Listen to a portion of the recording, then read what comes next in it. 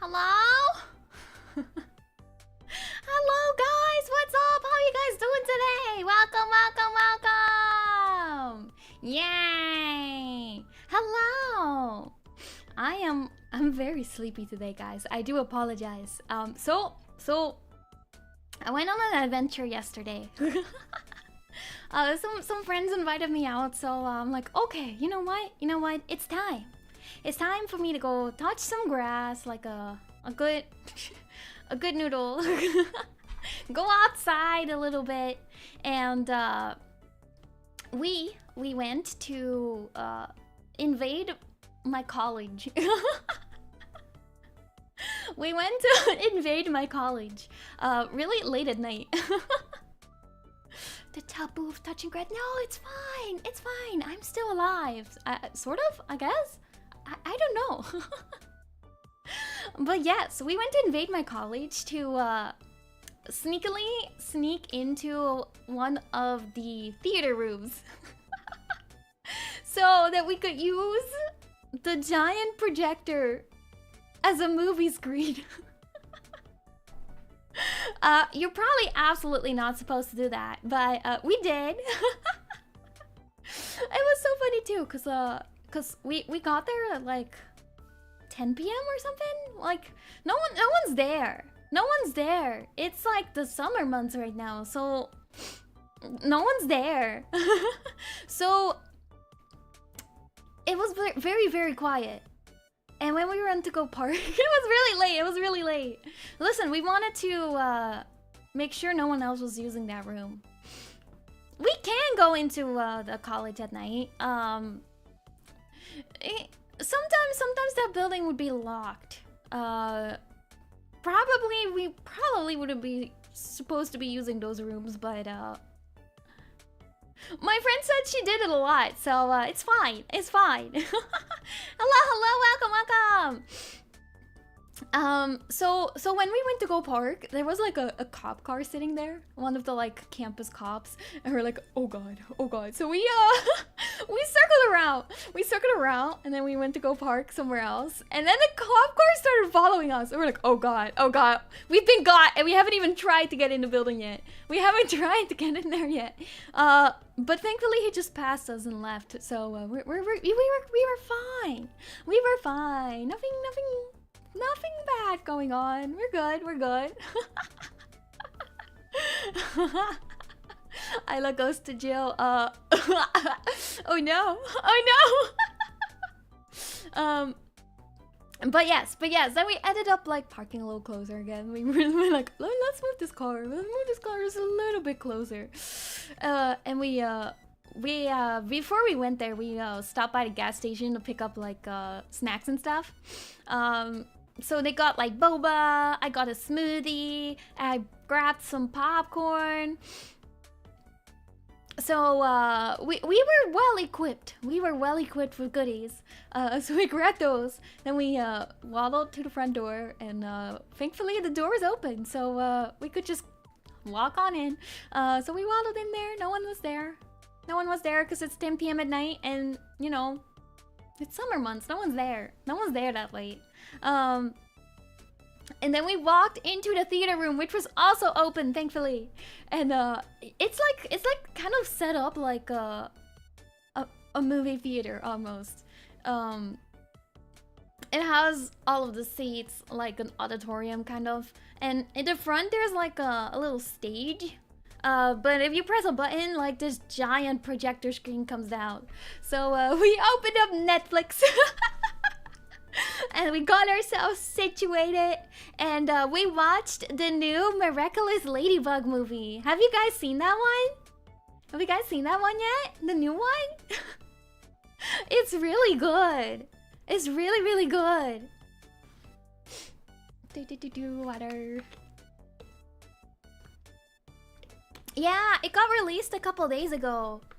So we're like, but it was only released on Netflix, not in like the movie theaters. I'm like, we were like, we could just watch it at home on the TV and stuff, but it'd be like so much nicer if we could watch it in the theater. So we just made our own theater right there. So we watched that movie and it was so good. It's Miraculous Ladybug. Cairo, thank you so much for the gift sub. Thank you so much. Thank you so much. Welcome to the Kefkin, friends. Welcome to the Kefkin. But yeah, it was kind of it's like a recreation movie of basically the entire series, sort of in just one movie. So it's like the origin of Ladybug, and then their growth over time, and the finale part. And it's a musical movie, so there's a lot of like songs, and they're really, really good. They're really good. Also, compared to the show, it was a lot more like adult. Not necessarily adult, still very much like you know, kid, but way less like of a kid show than like the actual show is. Like it was pretty dramatic, guys. It was pretty dramatic. There were some parts where like, oh my god, what is this allowed? Is this allowed in Ladybug? But the visuals were like really, really, really, really good.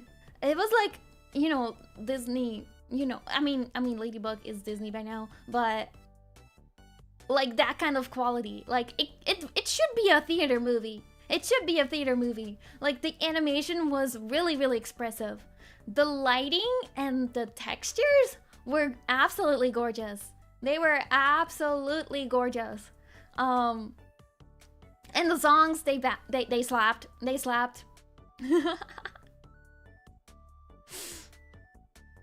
But yeah, it was very good. It was very good. I won't spoil anything about the story, but I recommend it. Even if you don't watch the Ladybug show, I mean, it's kind of like a beginning to end kind of movie. It kind of brushed over some things pretty quickly, so it might actually expect you to like know some things, but it was good. It was good.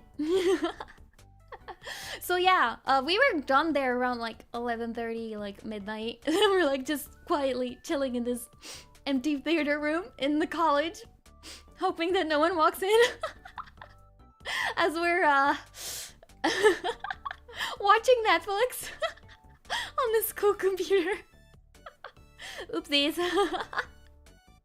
But yeah, then we went to my friend's house, and I didn't intend to sleep over, but suddenly it got really late, and I kind of just fell asleep. So I ended up sleeping over there. So yeah, it got really late, so I didn't sleep a lot last night. But this morning we got sushi and like hibachi for breakfast / lunch. That was very tasty. It was very tasty. And now I'm here. So that was my whole morning. So this is why I'm a little tired today. Have I been skipping on finishing the other emotes? No. I have not been skipping. I just got a little busy this past week. But I hope to do another emote drawing stream very soon, so we can continue. And I can provide more emotes for you guys. And do not worry.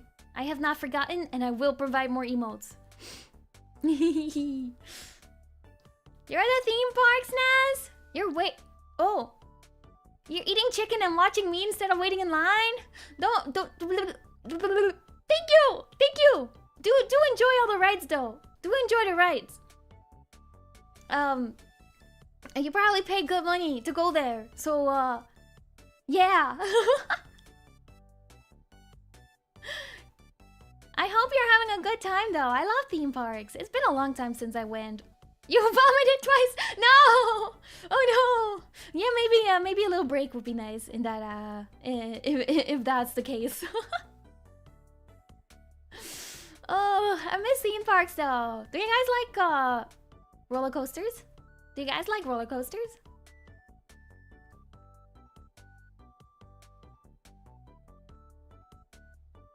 placeholders for opened emote slots? They expire if I don't use them? I didn't know about that. I'd have to look into that. I'll have to look into that. Oh my gosh, that means I gotta work on these a little faster. Maybe I'll just fill them with random Kevins for you guys to use until I finish the actual emotes.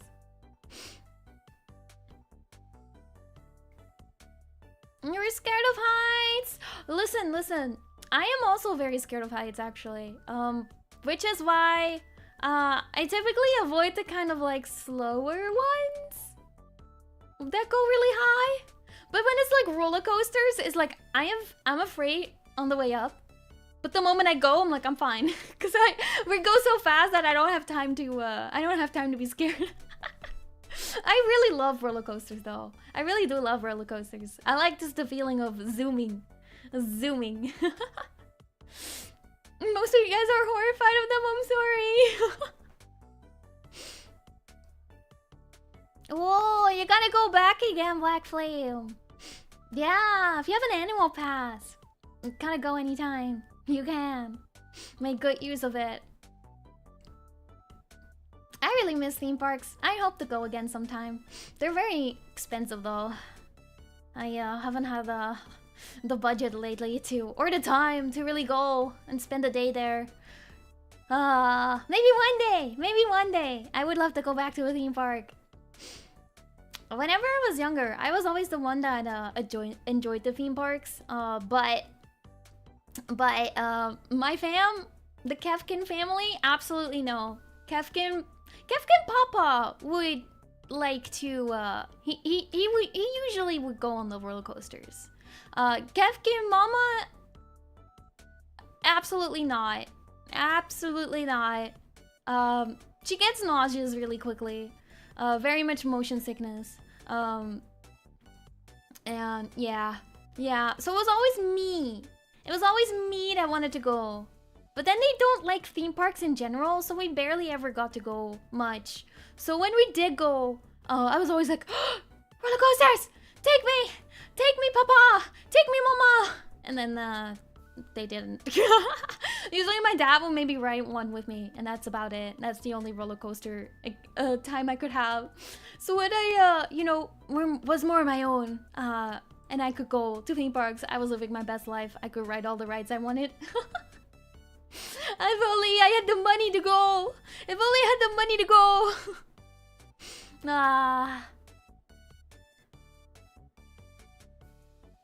You used to be scared of roller coasters, but now you're fine. First one you got on was 16 or 17. Oh. You waited a long time. I think my first one I went to, I was around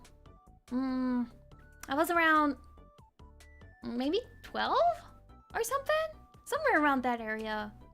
But it was one of those with the loopies. I remember it very well because I sat down into the roller coaster. We waited and we finally got in. This was on like a school trip, because we used to have like these yearly school trips. I think I was younger than 12 in that case. It was our like elementary school or equivalent thereof from the Netherlands, where every year you'd get like one of these school trips where you'd go do something fun. And sometimes it was a theme park, sometimes it was like like a farm kind of area, a zoo or something. I don't remember all of the places we went to. Sometimes it was like a play park or some sort. But I remember one of those trips we went to a theme park. It was one of my favorite theme parks as a kid. There is this one theme park in the Netherlands that's like fairy tale themed. It's very, very cute. It's very, very cute. There's like all these like little like walk areas where they hide all of these like fairy tale themings, and it's not like the typical fairy. We have the typical fairy tales, but also like Dutch kind of fairy tales and stuff like that. Some of the areas are kind of cursed though, but they also have like the right sides of the park. And yeah, it had like this giant looping roller coaster. So I waited, and I got in with my friends at that time. And the moment I sat down and I locked the seat belt thing in, I was like, oh, I want to get off. I want to get off. Let me out. Let me out. But at that point, I'm like, I'm locked in. I can't go anywhere. So I was like, in my brain, I'm like, oh God, why did I do this to myself? I'm so scared. I'm so scared. And then we went. And I had a great time. And then afterwards, I wanted to go again, but we didn't get to go again because of very long wait times. And since then, I really liked roller coasters. But yeah, I love theme parks.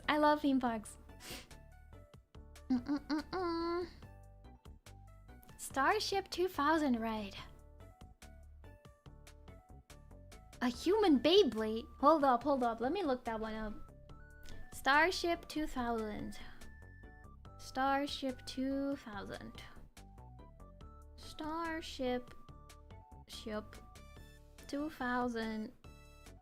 ride. Is that one of those spinny things? It is one of those spinny things. I've never been on one of those before. I feel like I would not survive those. They're like the ones where you walk into them and then you lean against the wall and it spins you around. Oh God, that kind of sounds awful.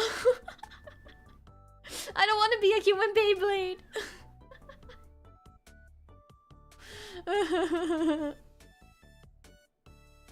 Yeah. One of like rides that I went on as a kid at like a local theme park that's kind of similar in that aspect. It's like one of those it looks like a Ferris wheel. I haven't seen it at a ton of theme parks actually, but it looks like a Ferris wheel. And you sit in this little cart. It's like this little like cart area. And you're alone in there. You're alone. It's like a one person per little thingy. And it lays flat as you get in there. It lays flat on the ground. So like you have like this big circle Ferris wheel thing, and it lays flat, and you get in the little carts and they like wiggle. And there is no seatbelts. There is no seatbelts. And and then when the ride starts, it starts spinning. So it uses the force of like the spinning to put you in the seat, and then it starts lifting, so it turns like upwards like a Ferris wheel would be, except you're spinning in circles. So you go like upside down, and you're not like you're there's no seatbelt. You are in this completely closed off little like cart thingy though. But it would go upside down, and you're like, I'm like not at all secured, but I'm still secured because we're going so fast that you're just pushing me into the seat. And even though I'm going upside down, I'm the zipper. That might be what it's called. I have no idea what it's called, but it's an interesting ride. I used to love it. For some reason, I used to love that one.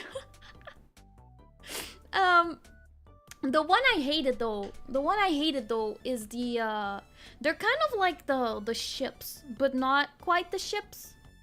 They spin and they go sway from side to side. Let me look up the zipper ride.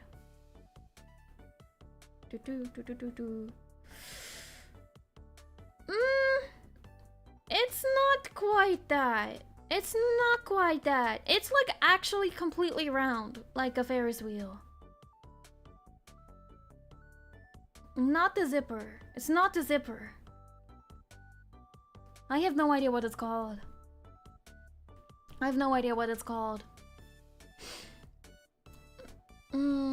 Other rides I hated. You know, the pirate ship? There was a time There was a time I had a really bad experience with the pirate ship. It was like a ship that actually went upside down. I'm more fine with the pirate ships when they don't go upside down. But the ones that go upside down, they're like, oh god. So this one did go upside down. And we were stupid and we sat in the very back. A very back of it. And as it started going, you know, as it do, there's like those moments where you're almost flipping over, but not quite. So you're like halfway upside down, but not quite, and you hang there for a moment. And all those forces are like working its way on your body. I thought my eyes were gonna pop out of their sockets, guys. I had an awful experience on that one. I had an awful experience on that one. I was like, oh, let me out, let me out, let me out. And then it kept going. And then we went upside down. I was like, ah. It was less of like me being scared about falling out and more about I think my head and my eyeballs are not gonna hang on to my body anymore. I hate the pause upside down. I'm like, I'm fine going upside down if it keeps going. Just keep going. Use the forces to push me into the seat, but don't pull me down. Don't let the gravity give a chance to do their work. Let me upside down. Like, let me just go. Let me keep going. I hate the ships. Hate the ships. Another one I really hate are the towers.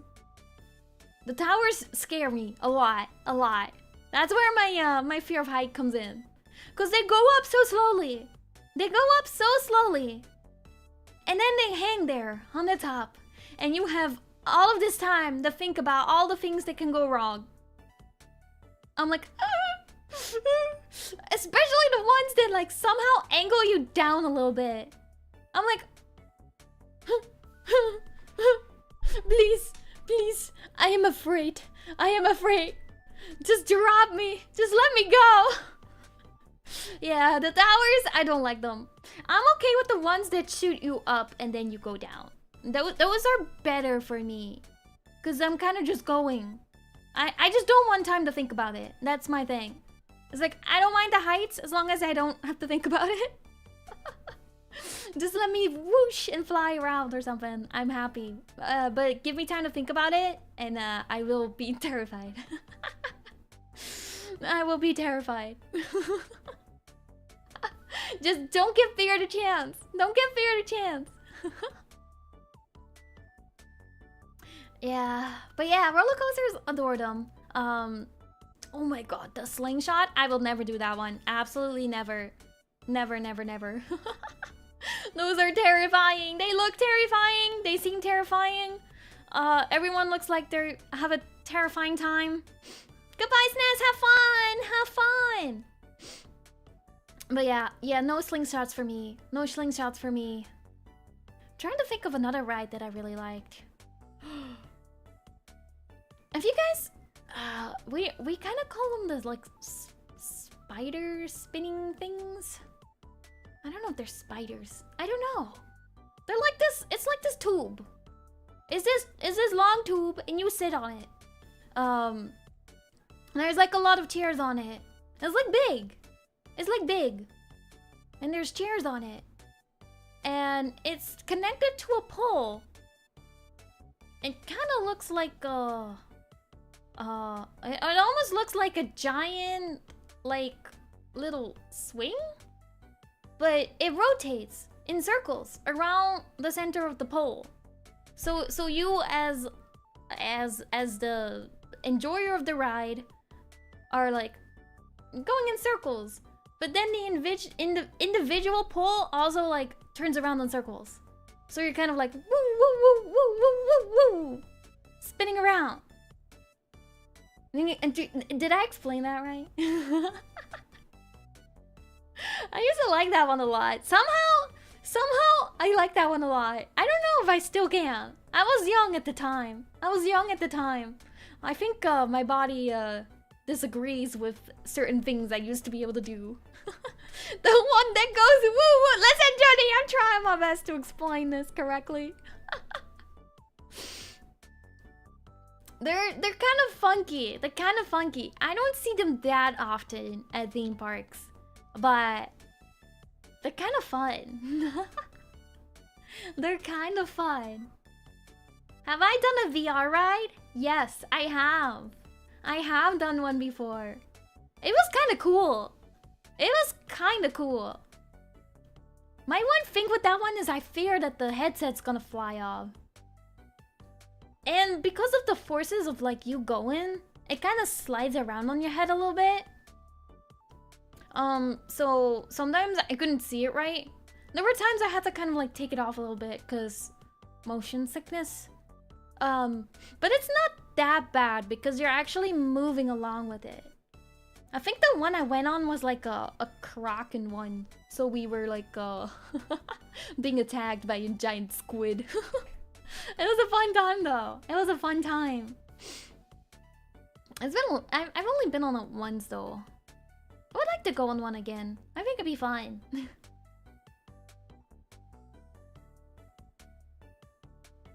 Don't use VR rides on an empty stomach if you use one that has motion blur. Sometimes I'm like, I wish they could like allow you to turn it off, because motion blur is typically the thing that can make you really dizzy, right? And the one that goes up and down, the one that drops you like the towers? Yeah, I hate those. I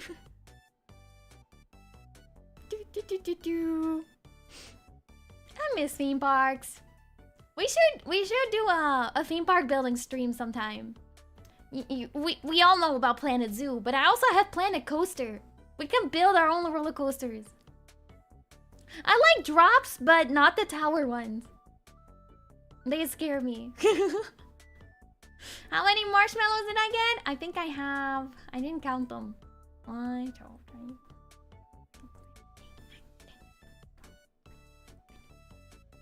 3. Like 18 to 20? 18 to 20? About 20? Island! Oh my gosh, that's so cute! That's so cute! It sounds so cute. Island. And Kevin has to be the mascot, of course. We can build all the rides. Island and the Yuzu. Wait, that actually works together really well. I like it. I liked it. I wrote this ride at Six Flags that does a really long, sharp turn after the drop. Oh my god. I think I know what kind of ride you're talking about. That sounds scary though. I've never blacked out on a ride before. If you guys... my favorite kind of like roller coasters are like the hanging ones. Where... specifically if you get the front row of that one. They're really fun. So there's like absolutely nothing in front of you or beneath you. So you're kind of just like... flying. Thank you so much for the gift sub, Cairo. Thank you. Hello, SD. Welcome. But about the hanging roller coasters, I have a fun story about the Kefkin bro. I have a Kefkin bro, and he's also very afraid of roller coasters. He has a fear. And I'm like, bro, we should go on this roller coaster. And he's like, okay. So we went on one of the hanging ones, and it does have like loopings and all that kind of fun stuff. And the first time we went on it, yes, I actually got him to go on it twice. Oh, it's your birthday! Happy birthday, Mackie! Happy birthday! Wish Mackie a happy birthday, Kefkins. Happy birthday. So glad you could get a gift sub on your birthday. But yeah, I got the cat bro to get on this roller coaster with me. And it was one of the hanging ones. And the first time we went on it, we were like in like the middle somewhere. So we went up and we did the thing, and he came out of it and he was like sort of okay. He was sort of okay with it. I I'm like, oh, wait, he likes it? So then we went again. And this time I'm like, hey Kev bro, we should do the front row. And so yeah, we got on the front row of this roller coaster, the hanging one. And we went, and I had a blast, you know, as one does. I had a blast, and he got off of it. And this poor lad, he looked so pale. And he was like, I totally blacked out. I'm like, I'm so sorry, bro. I'm so sorry. I'm like, you want to go on this other roller coaster? And he was like, no. I'm like, no. I want to go on it. It was so funny. I don't think he was like, I've been on enough roller coasters for the next 10 years, so I'm good. I'm like, no, brother. Maybe one day I'll get him to go again. Oh, your birthday's coming up in 4 days, Tyler. Happy early birthday. Have I seen the video where they hit a seagull on the slingshot ride? No? Wait, actually, I think I have actually. That's so funny. I see a lot of like those slingshot ride videos where the people just black out. That's so funny. There's the people that black out and then afterwards they're like, yeah! And then they're like, yeah! And I'm like, oh yeah! They're so funny.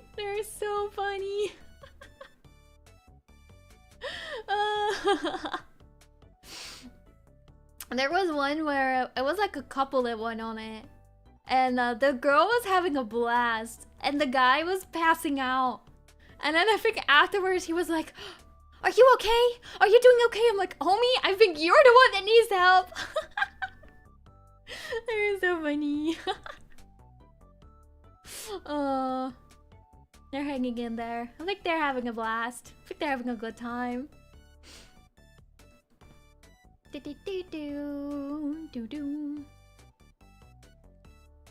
The one kind of roller coaster I've been wanting to try though is the one where you're like laying down. I've never been on one of those. Like the flying ones. Like I want to feel like I'm flying. I want to lay down and just whee. That sounds so fun. I want to feel free.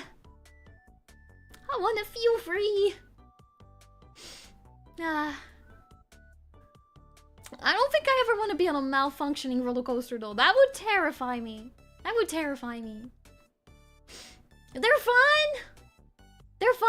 I really want to try those so badly. I know there's like standing ones too, where you're like standing.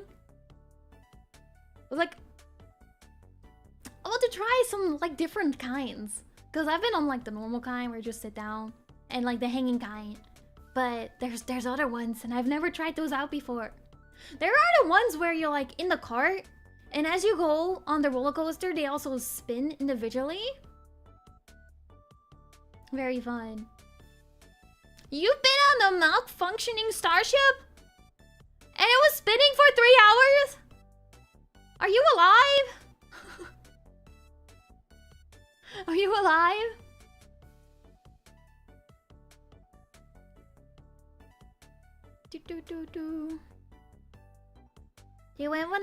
You went on one back in high school for the first time? Ooh! Let's go!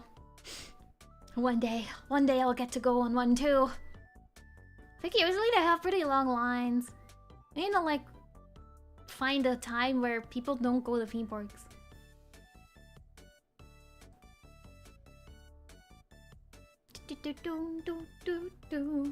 Upside down for 2 hours?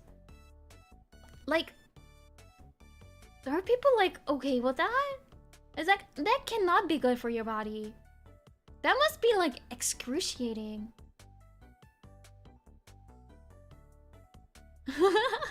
Are any of us alive? Who knows? Who knows? Have I been on a zipline before? I have! I have! We used to do this thing a lot where, I don't know if you guys ever done this. Like treetop climbing?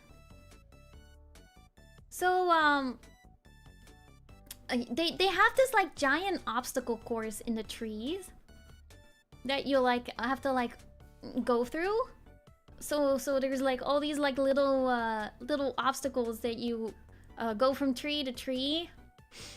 And then typically at the end of it, there's like this zip line to like finish it off. They're so fun. They're so fun. I haven't done them in years. I really want to try them again sometime. I wanted to do it, it was last year. My friends and I wanted to do it really badly. So we went all the way to an area where they had it, which was also a zoo. But the moment we got there, it was raining.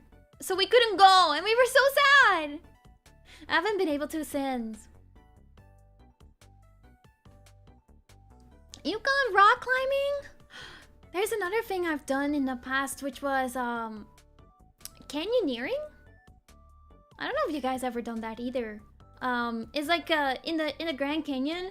We went on a vacation in that kind of area, and we had like a tour guide, and we would like zip line down from the canyons, and so basically they would secure this rope on a tree at the top. Very, very kind of scary because you're kind of like out in the wild. It's not like, you know, anywhere, you know, that gets used a lot. But they're professional tour guides, so they make sure to like check out to make sure everything is safe. So everything was safe. So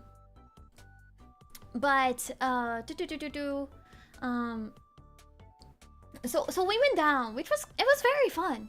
And at the down like area of it, whenever we would get down, there was this like really deep kind of little puddle. Well, not like a puddle, but it wasn't big, but it was really deep, filled with water. So at the end of the like getting down from the canyon, you would end it in a swim. So you had to like undo your rope, and you'd fall in the water, and then you had to swim to the side to get out of it. So we did that, and there was a few times of those, and then we got all the way down. We got all the way down from the canyons, and then this was the really scary part. So we were like kind of in between the canyons, so we had to like squeeze our way through this really tight little opening.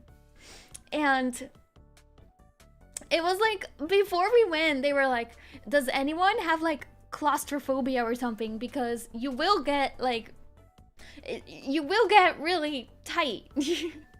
And like, they were kind of afraid too that Kevin and Papa might have not been able to fit through, and you might get stuck. It was so scary. And like, there were moments where the whole down area was too tight for you to squeeze through, so you had to kind of like climb higher and then squeeze your way through it. It was scary.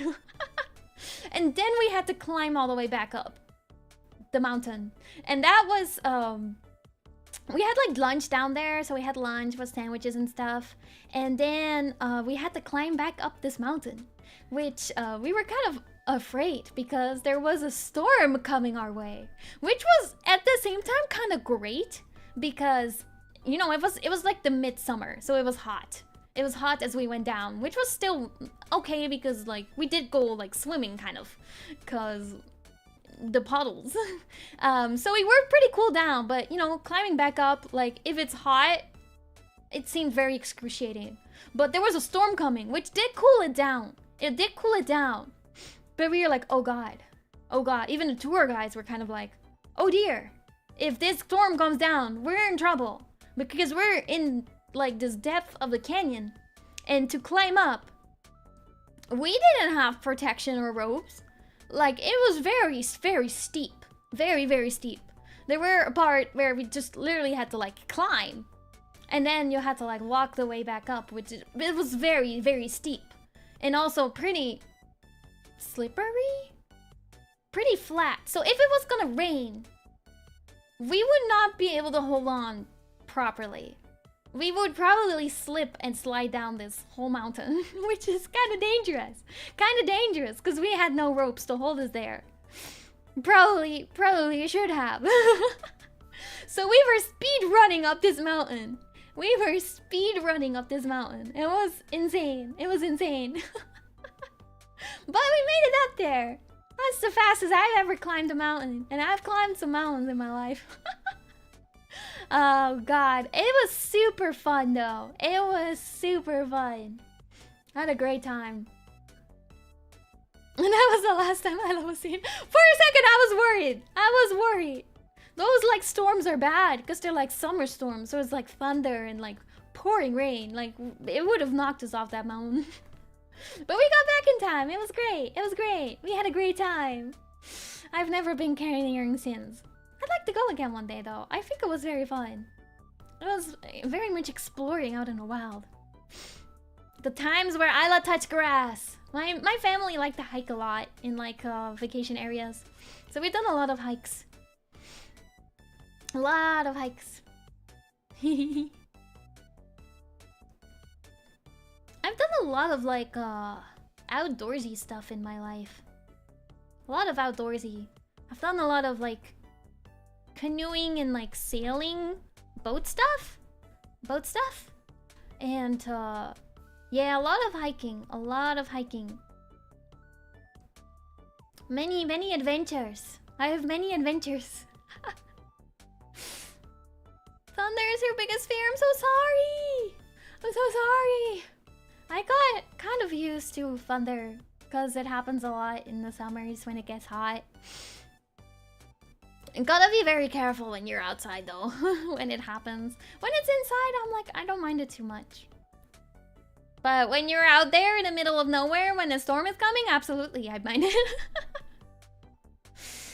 I don't know if I could still hike that way though. I stopped keeping up with the exercising. You're not weird for that. I think they're kind of soothing sometimes. Like I used to sleep to thunderstorms, like little thunderstorm like audio. I would put it on and it was like this kind of like nice background noise as I snoozed. Nice time. Nice time. Oh, you did it when you were a scout? Yeah, I've done a lot of scout stuff too. I used to be part of we call them water scouts. Water scouts. Which is like, you know, it's like the Girl Scouts, except everything was focused on water. So we do sailing, canoeing. They actually were helping us get our sailing license. I did like there was like an exam or like a certification for like tying knots. I did that one. So I got that. Do I remember any of them? Absolutely not. I don't remember how to do any of them. I think I did the very first certification for a sailing license. And then I stopped. I quit. Because I realized I don't like sailing. I don't like sailing. Do not like sailing. Water stuff wasn't my favorite. But I did it a lot. Yeah. A lot of boat trips on my in my book. You slept well that evening? Yeah. I do really enjoy like getting out and about and just adventuring somewhere. And then afterwards, you kind of like have a nice dinner, take a nice shower, have a relaxing evening, and then have a good sleep. Those are like really relaxing days for me, in a way. I don't get to do it much though. I wish I got to do it more often. I know! Oh my gosh, am I talking too much? This is a Q&A and Zatsu section. So I wanted to start it with a little Zatsu.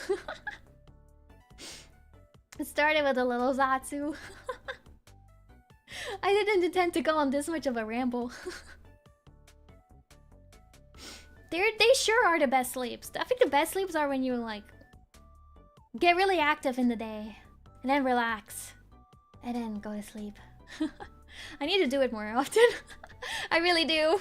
My body is begging me to. Because my worst sleeps are when I'm working all day and I don't move my body, and then after I stop working at night, I stand up and then my body is cracking in 20 places, and then I go to bed and I wake up and my body is all stiff because I haven't moved or stretched or done anything.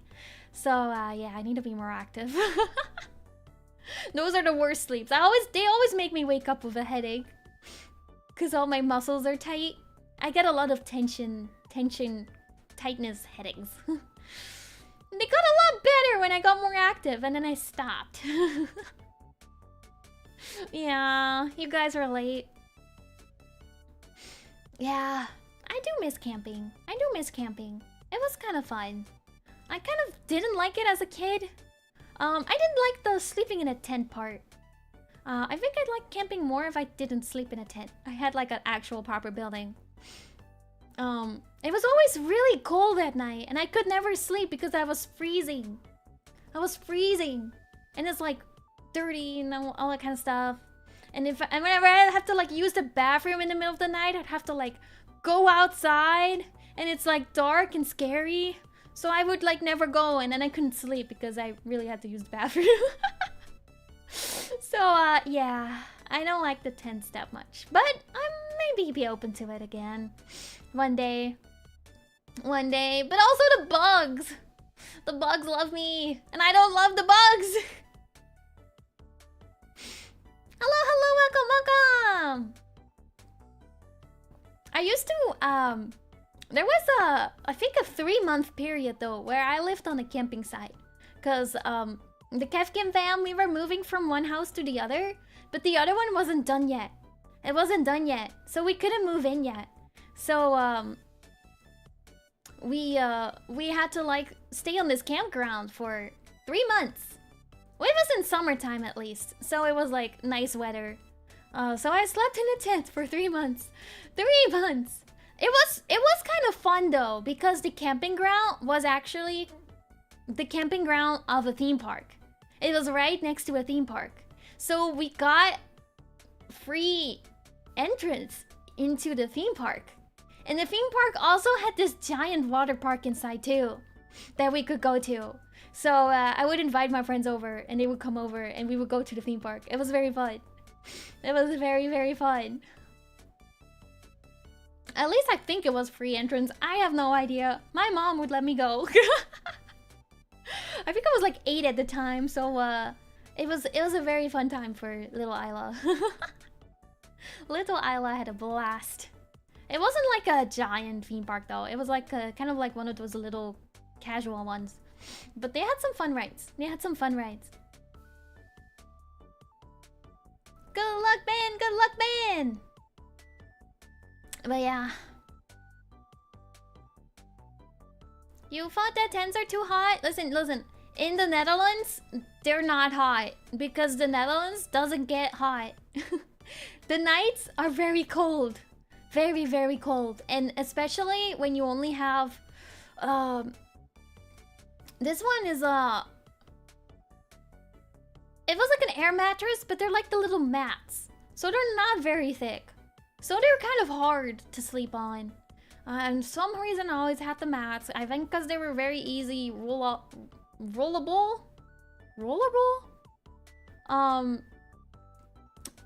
So it was easy to bring along rather than the big ones, but they're not comfortable. Plus a singular sleeping bag, and that's it. That's all you got. And you had to try not to freeze.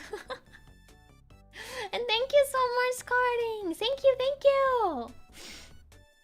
If you're a theme park enjoyer, have you been to Disneyland? I have not been to Disneyland, but I have been to Disney World. My fam used to love going to Disney World, so I've been there a few times. They did like going to Disney World. I think because it has a lot of things that are not necessarily ride focused. So it's like, the Disney experience. So I've been to Disney World a few times. A few times. Very, very fun. Very, very fun. I've done the Disney thing. But I've never been to Disneyland, like California or Paris or Tokyo. Haven't been to those. Would like to go to the others sometime though. Yeah, same thing but bigger. Pretty much, pretty much. You can only sleep in negative degrees. I can kind of relate to that though. I usually keep my temperature in my apartment very cool. Very, very cool. Because I like to sleep with 2 blankets. Like 2 comforters. 2 comforters. So, I don't know about you guys, but I really enjoy sleeping with this weight. I need a weight on me. I like the burrito. I know I talk about that sometimes, but I really like burritoing.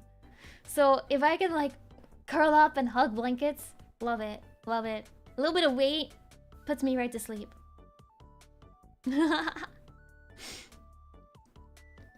start the marshmallows now. We can start the marshmallows now. I think I talk too much about random stuff. I'm glad you guys relate though. I'm glad you guys relate. Marrow time! We're like an hour in. It's time to start the marrows. Marshmallows. They're the anonymous questions, cause today is also a Q&A. I wish I had actual marshmallows. All right. I'm glad you guys enjoyed talking. All right, the very first one. Ik hou van je, Ayla Yew. Thank you. Thank you. So this means I love you in Dutch.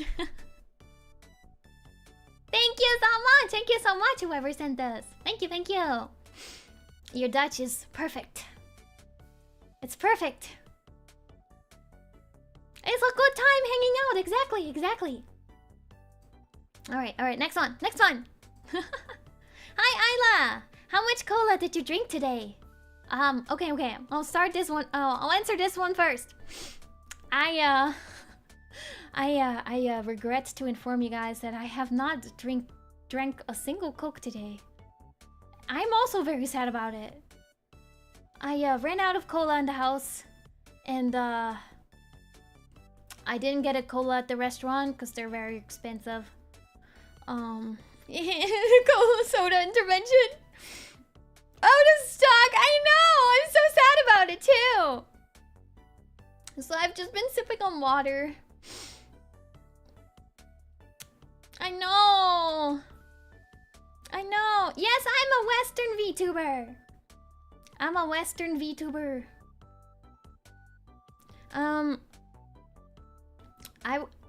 I was considering going to McDonald's and buying a Coke later. I've been doing that. I need to just actually go to the store and buy cola, because it's gonna be way cheaper that way. Do you guys remember the days where you could get any size soda from McDonald's for only $1? I remember those days. Now they charge $2.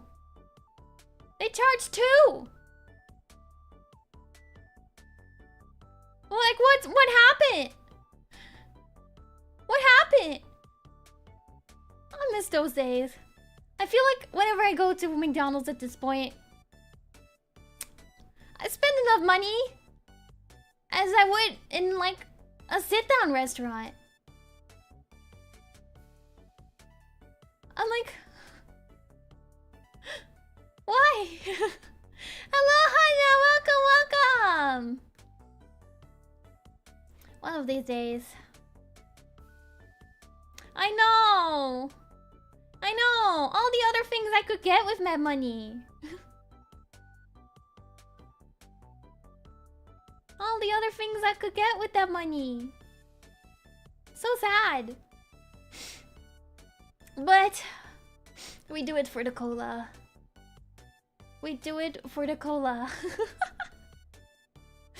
Alright, next question. Do you plan on doing a lore video, or will all the lore be created on the spot?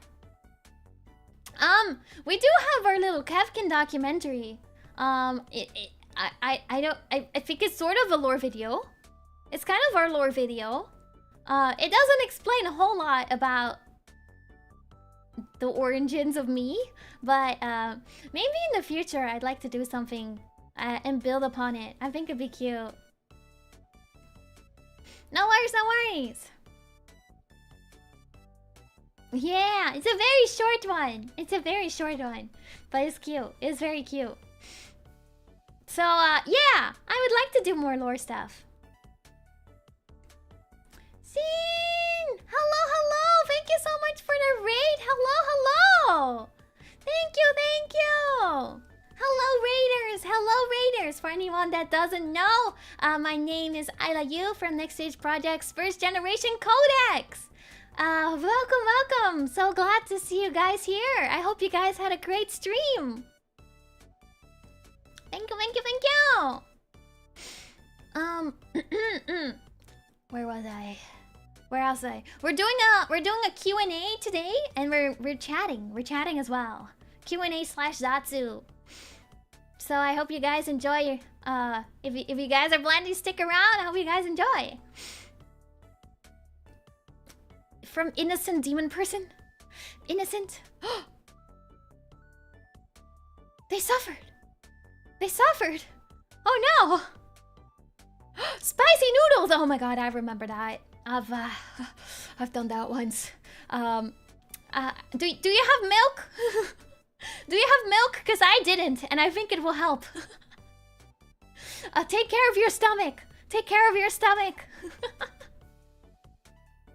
We suffer. I don't know if you're like me. It wasn't helping. Oh god. Lemonade? Lemonade does not help with that. Don't be fooled. Don't be fooled. All I had was cola, which also did not help. That did not help either. Only 3 bites. Listen, 3 bites is a good job. That's a good job. Like, the single bite has taken out people before. 3 bite is an accomplishment. The plain flavored noodles. Listen, I don't think I did either. It's still spicy. It's still spicy. I'm very weak too. I'm so bad with spicy food. My main dislike was spicy food. I'm not a cat. I'm a Kefkin.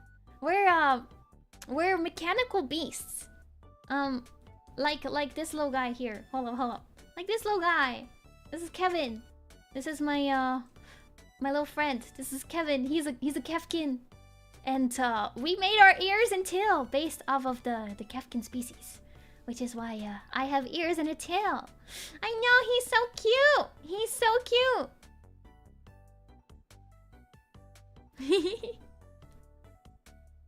Yeah. Let me drink some water. Okay, let's continue with the questions. Thank you so much, thank you so much. Have you considered making content about your native language? Yes! Answered my question. There we go. No, I'll elaborate. Yes, I would love to. I would love to. I really want to make this stream about Dutch culture and like Dutch holidays and Dutch traditions and Dutch food and stuff like that. So I would love to do a stream on that. And I'll make a whole like PowerPoint and everything. Cause the Dutch, we're crazy people. We're crazy people. We're slightly insane sometimes. So there's a lot to talk about. There's a lot to talk about, and I would love to share that information with you guys at some point. I really need to prepare a fun stream for that. So when that time comes, definitely come and check it out. We're gonna do it one of these days. What are my favorite games? A lot. Oh god, I like a lot of games. My particularly favorite kind of games are like puzzle games. I love puzzle games. Puzzle kind of games, RPGs, slash MMOs. I like those. I don't like horror games. I'm a weenie. I'm a weenie. Building kind of strategy games, simulation games. Yeah. Yeah. Those kind of games. I love the cozy ones. The cozy ones, they're fun. I heard that the Netherlands have a really big hardstyle culture. Yeah, kind of. We're kind of insane sometimes. Our holidays, we go kind of crazy. We go kind of crazy for them. Thank you, Video. Thank you. Any interest in FPS? I'm really bad at FPS games. Really bad. Really bad. Kind of bad. But maybe I'll play one day. They're not my preferred type of games, but I'm not against them either. So I'm neutral. I'm not great at them though, so I haven't really planned on playing them that much. But if there's any FPS games you guys would really want me to play, I'm open to it. I'm open to it. Horror stream in October, maybe? Maybe. I'm not completely against trying out a horror stream, but I'm not gonna have a great time. Not gonna have a great time. Do I have interest in bodybuilding? I am a noodle. Look at me. Hold up. Look at me. I'm a noodle, guys. I'm a noodle. I admire people who can, but I could not. Five Nights at Freddy's. It's so scary. I think I need to like start with the I need to start with like a tame one. A little tame one. Is today my first day? No! I've been here for a few months. We've been streaming for a few months. Yeah. Alright. Soma? Soma's a good starter. Anyways, let's return to the marshmallows. Let's return to the marshmallows. Thank you for whoever sent in these questions. Thank you. 3 days in a week. I think I'd be okay with horror if they're not too jump scary. It's the jump scares that I'm really bad with. I was considering Little Nightmares. I think it's kind of cute at the same time. So I might play that one in the future. I might play that one to like ease my toes into it if people are interested. Also, yes, marshmallows. They're like anonymous questions that people have sent in before the stream. Also, yeah, no worries at all. If I do ever do a horror stream, don't feel forced to watch them. I understand. I will suffer as much as you. I won't do them often. But maybe. Alright, next question. Hi, Ayla. I think you're a great streamer. Thank you so much. You have more energy than a Duracell battery. I'm so glad you guys think I'm energetic. Sometimes I feel like a very tame. I'm very calm. But then other times I'm like energy. I'm so glad. Your voice is so bright and full of hope. Oh my god, you're so sweet. Whoever sent this, thank you so much. I always enjoy stopping by your streams. I'm so glad they can be enjoyable. I'm so glad my voice can be bright and hopeful. That's definitely the kind of energy I would love to bring here. So I'm really glad it's coming across to you guys. Thank you so much. Thank you. Alright, next one.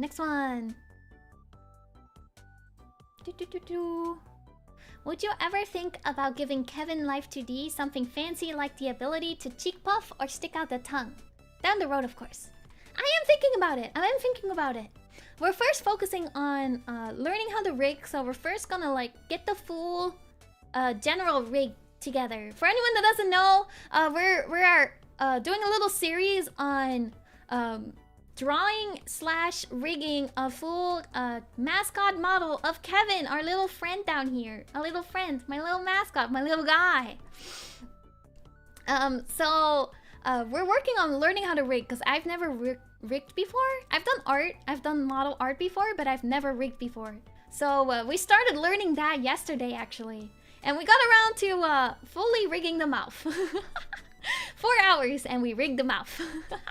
Didn't think it would take that long, but it did. So that's where we're at with that. So over the next few streams probably, because I didn't think it would take that long, but it probably will take that long. We're gonna completely finish a little mascot model rig. And yes, I would like to add extra little things in the future, like I think the cheek puff and the stick out the tongue could be really cute. I also want to give him some little expressions, and we I've had requests for Bara Kevin.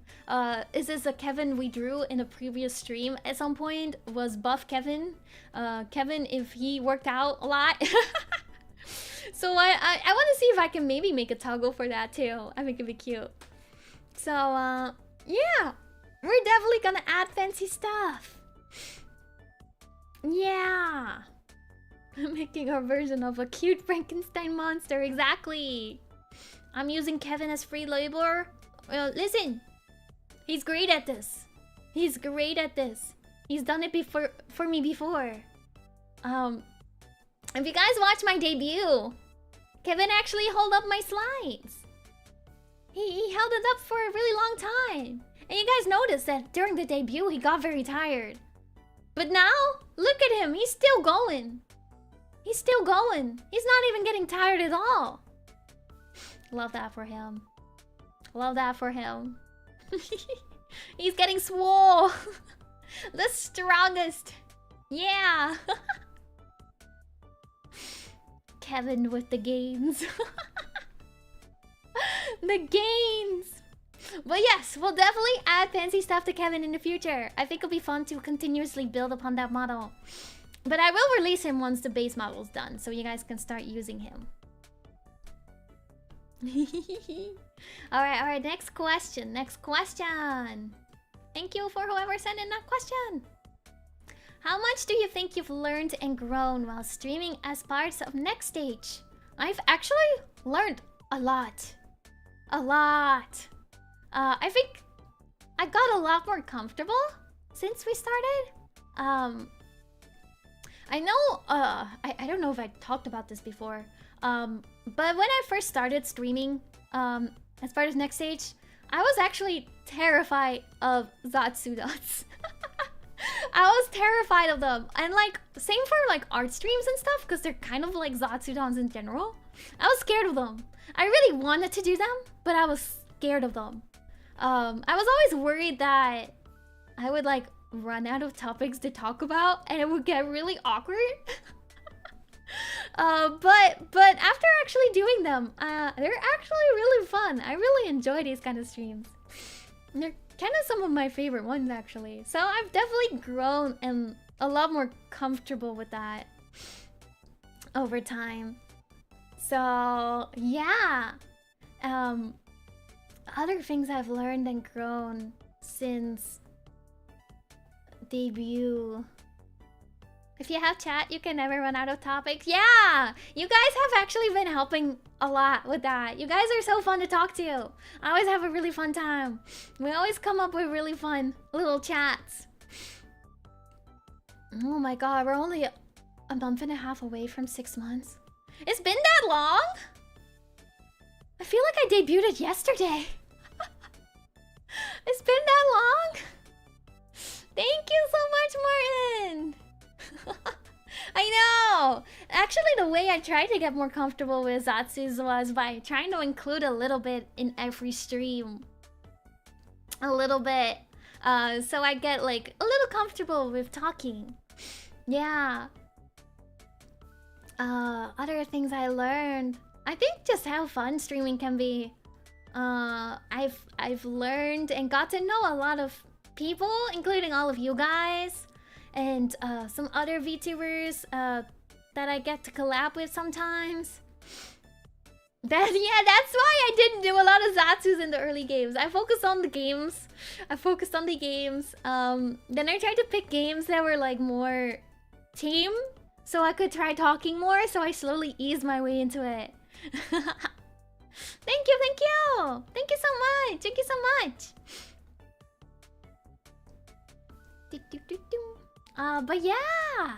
But yeah, I think those are like ways I've really grown.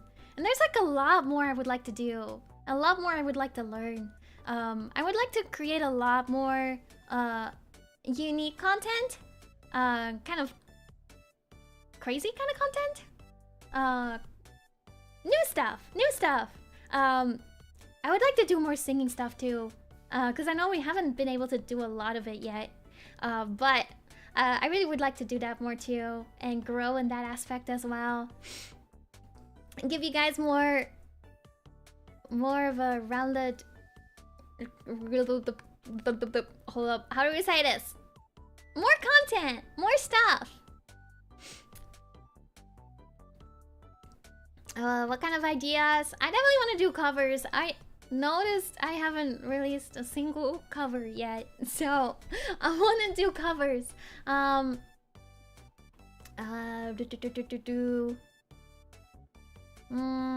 Play more games that are outside of my typical comfort range. I want to do handcam streams and do more things with that. I really need to research how to properly have that set up, which is why I haven't done it yet. I know we've been talking about this since debut and I haven't done it yet, but I do want to do Lego building streams really bad. I want to do like puzzles, like actual jigsaw puzzles, maybe like as a hand cam of some sort. I love doing puzzles. Maybe cooking at some point. Maybe cooking.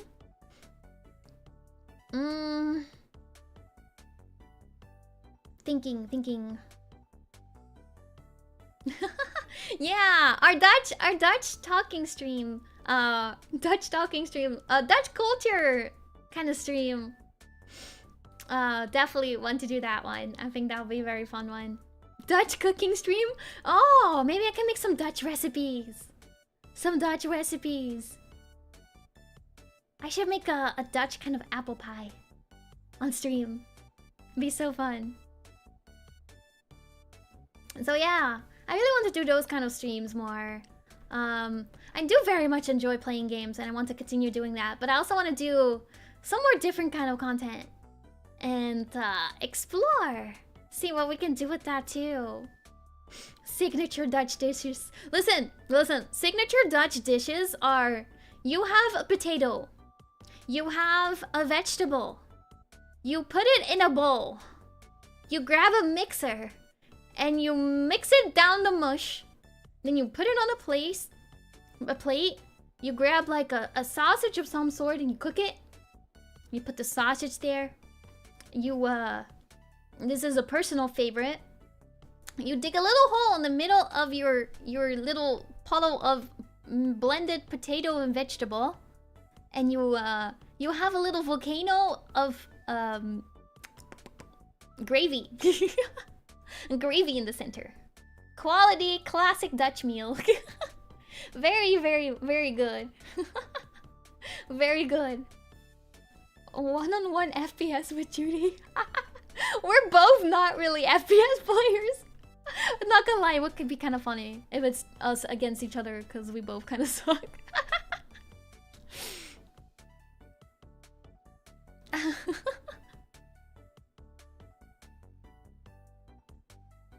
I spun a wheel for those foods. It's very good though. It's actually really good. It's very good. It doesn't look very appetizing, but it's really good. I do miss it.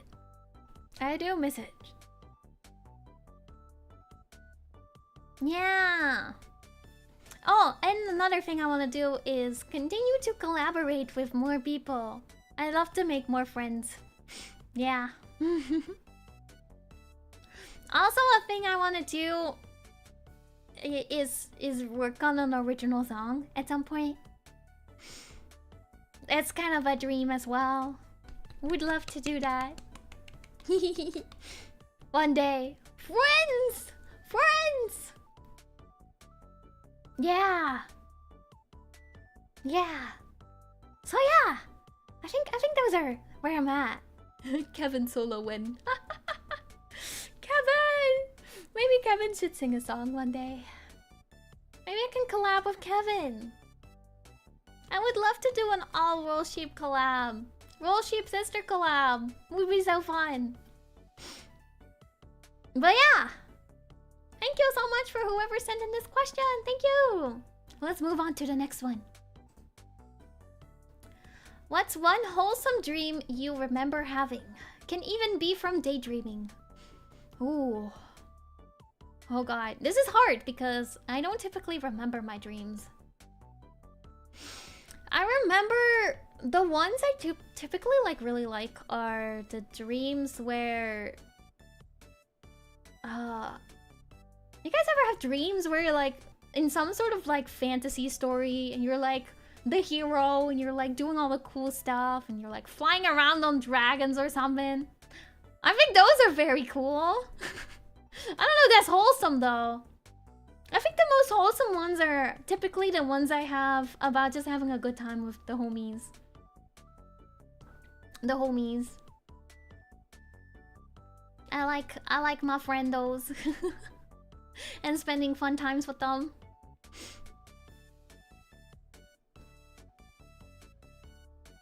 I'm really bad at writing lyrics though. I'm really bad at writing lyrics.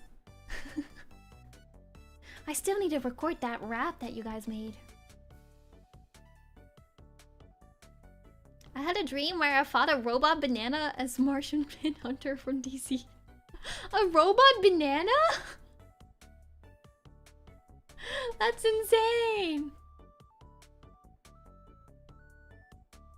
That's insane. I wish I remembered my dreams more often though, because sometimes they're kind of good. I know they're good. That's all I remember about it, is that it was good.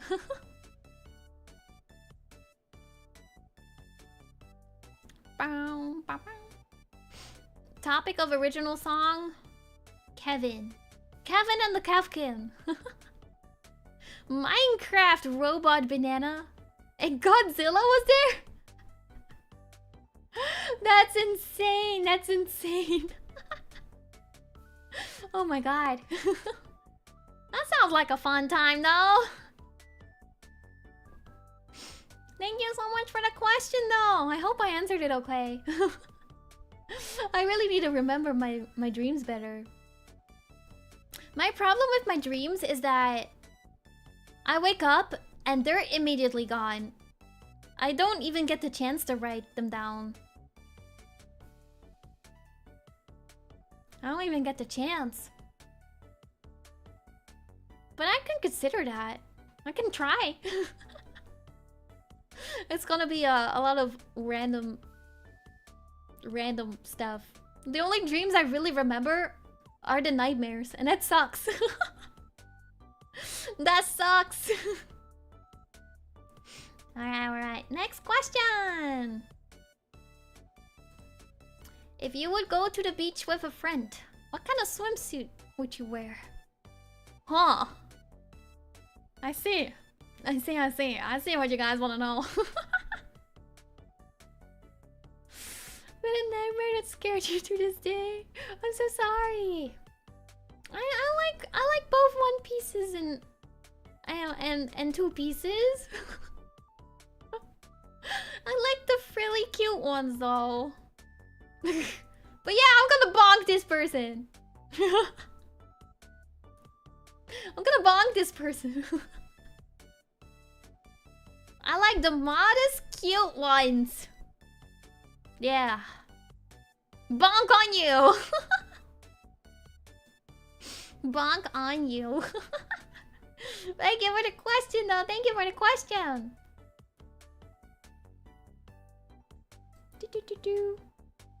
I do like the fun, colorful ones though. Very cute one. The frilly ones. Very cute.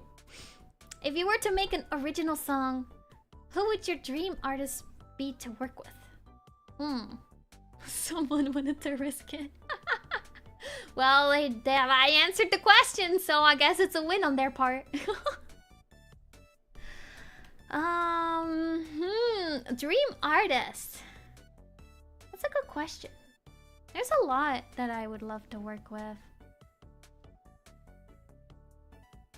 I know for sure I would... I would love to work with Mafu Mafu. I don't know if you guys know him, but I really enjoy his music a lot. He wrote a lot of songs. One of the Pokemon openings. He wrote Diamond City Lights for Lazulite. He's a utaite. So he's done like online singing for a long time. But he's definitely an artist I really admire, and I love his work a lot. Like a lot. They all have such fun energy to it.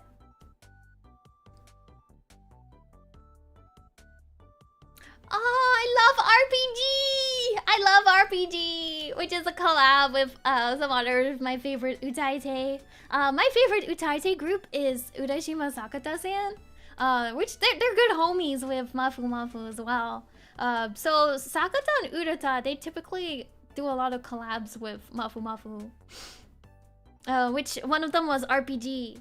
Very fun song. It's super fun song. I love it a lot. It's so hype and so silly. That's what I love about them. They're all so silly. they're kind of how to describe it? They're funny guys. They're funny guys. I really enjoy their music. They're very silly when it comes to like stages, and very creative too. Very creative. So yeah, I would love to work with him someday.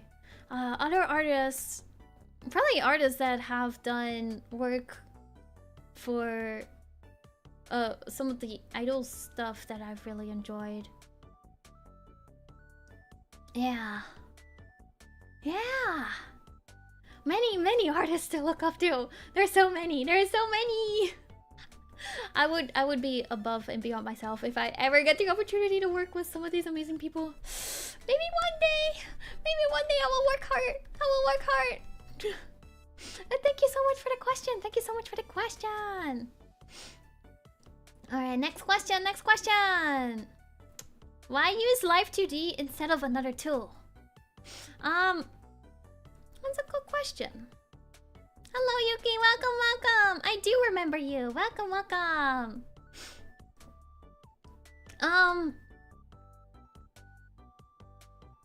Live 2D is the one that makes 2D art models work. So I really enjoy the 2D models. I like how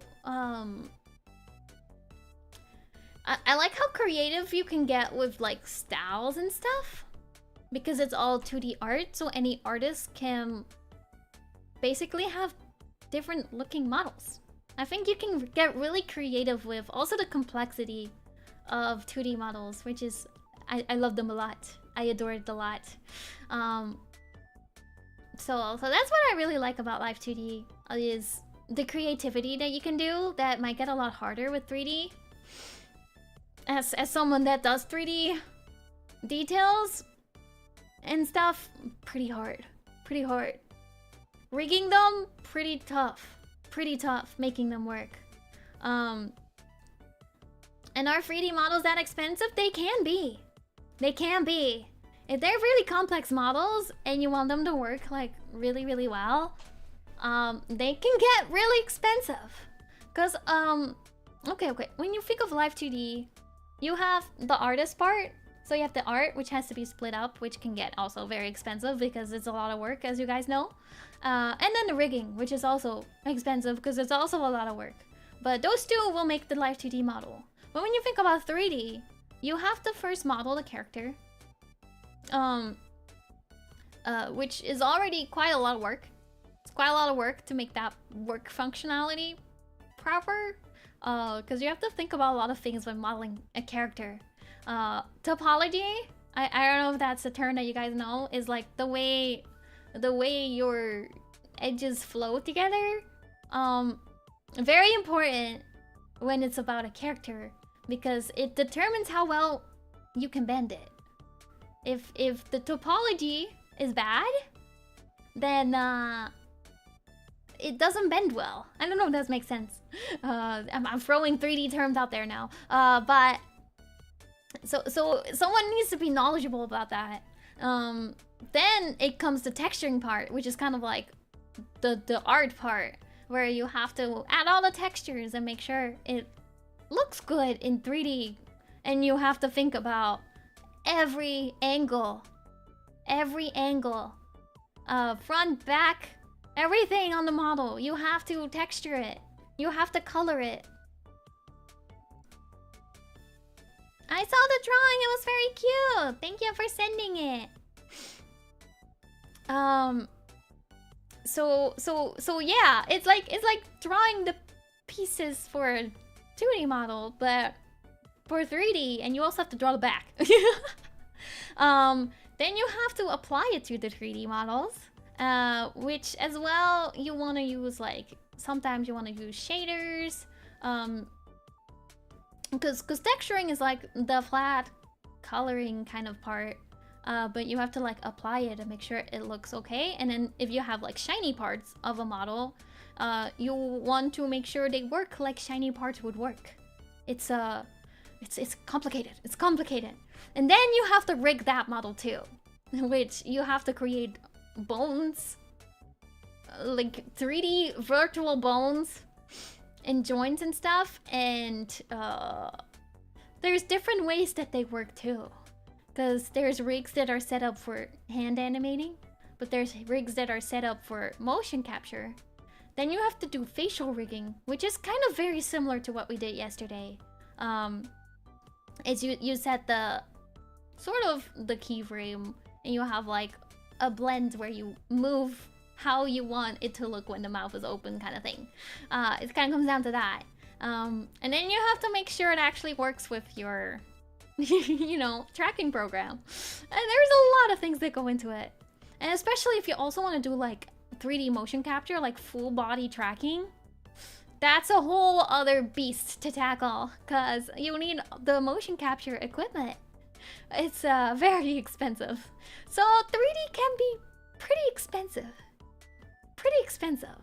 Depends how complicated you want to go with it though. It's like live 2D. It's like there's options to get cheaper things.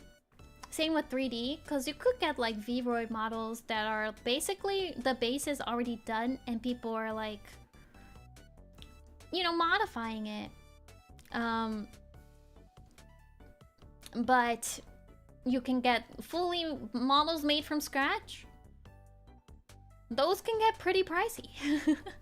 And then yeah, it really depends what you want to do with it. If you just want to use it for tracking like this, or if you want to have full body tracking, so you can jump around and do flips or something. Yeah, there's a lot of props to people making that stuff. They're complicated. They're very complicated. That's why they're so expensive. I have much admiration for artists that work so fast, because I don't. I take a long time to make these kind of things. I'm so slow. Oh, I wish I was fast. But yeah, I like both though. I like both 2D and 3D. I think both have their appeals, and it really depends what you want to use it for. It's like, personally, I really love the 2D for simple streaming, because I just love the way it looks. I love the detail that's in it. I love the way it moves. I think it's very cute. But then I like the 3D for doing things with my body, like dancing and stuff. Yeah. Yeah.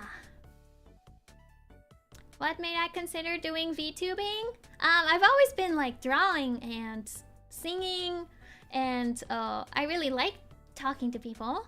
So it was like VTubing was like this perfect thing where I could combine all of my skills in one, and I could draw, I could sing, I can dance. I still can dance. And I can also have you guys to talk to, and we can have fun together. So that's what really appealed me about VTubing, is I could just combine all of my skill set in one thing, and I have a lot of fun doing it. And I like playing games. I do like playing games. It's like my little escape. Little escape. Yeah. Yeah. Thank you so much for this question. Thank you so much. Let's hop to the next one. Do you think it's possible to create a Kevin themed cake? Okay, I was like, it moved over to the next line. I'm like, can I read this? A Kevin themed cake one day. Yes. You and Zhuni have been doing great. Thank you so much, Vigio. Thank you so much. I would love to make a cake on stream one day. We can bake. We can bake together. I need to make sure my setup would work for something like that, though. That's my main worry with that. But someone linked me a recipe to a Coca-Cola cake, and I want to try it. I want to try making it, and I think that's the perfect cake for me to make on stream. So one day, I would love to make a Kevin cake. We can like shape it like Kevin and then decorate it. I think it'd be so cute, and then we can eat it, and hopefully it's good. Coca-Cola cake. True, they probably have a cat face mold, or we can be really cool and cut it by hand. Like I'm not chef, guys. I'm not a baker. I can bake things pretty okay, but the decorating part, hard. Collecting. That's what he gets, taking my soul. Yeah, but yeah, we'd love to make a Kevin cake one day. I have to make sure it's possible to do in my setup.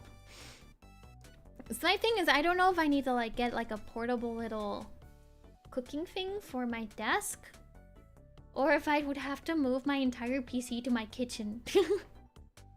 So we'll see. We'll see how it goes with cooking stuff. Cooking stuff complicated. But it'd be very fun. Thank you for the question. Thank you for the question. Next one. What countries have you been to, and which was your favorite? I've been to a lot of countries. Okay. I've been to most of Europe. I obviously am from the Netherlands, so I've been to Belgium. I've been to Germany. I've been to the UK. I've been to France. I've been to Switzerland. I've been to Austria. I've been to Italy. I've been to Spain. Then I've been to America. I think that sums it up. I think that's it. Yeah. Hope I didn't miss one. You grew up in Belgium? Let's go! We're neighbors. Yeah, I went to the UK one time. It was very fun. And which was my favorite? I think Italy probably is my favorite. I've been to Italy quite a few times. Quite a few times in my life. There was one time where we went with school. It's like this one big trip thing that we did with school. And we had teachers that have been there a lot, so they're kind of like personal guides. So they would tell us like all the little secrets and stuff, and all like the history and everything. So we did a lot of like tours around Italy. So that was very fun. But I've been a lot of times with my family too. in different parts of Italy. And I like it a lot. I like it a lot. We've been to like resorts and like just visited all the little towns, visited all the history, the churches, and the buildings. They're so fancy. And the food's very delicious and very cheap. Italy's very cheap. I had so much pizza there. So much pizza. Also, where in America? I've been to both the West and East Coast a lot. Most of the East Coast, like Florida, Georgia, New York, Washington, DC. I've been to New Jersey. I've been to Texas before. I've been to New Orleans before. California. Like San Francisco and LA and stuff. Utah, the Grand Canyon area. I think those are most of it that I've been to. I've been on many trips. Many long road trips in America. Do people in Italy speak English well? I have no idea. I think they're okay. I didn't talk.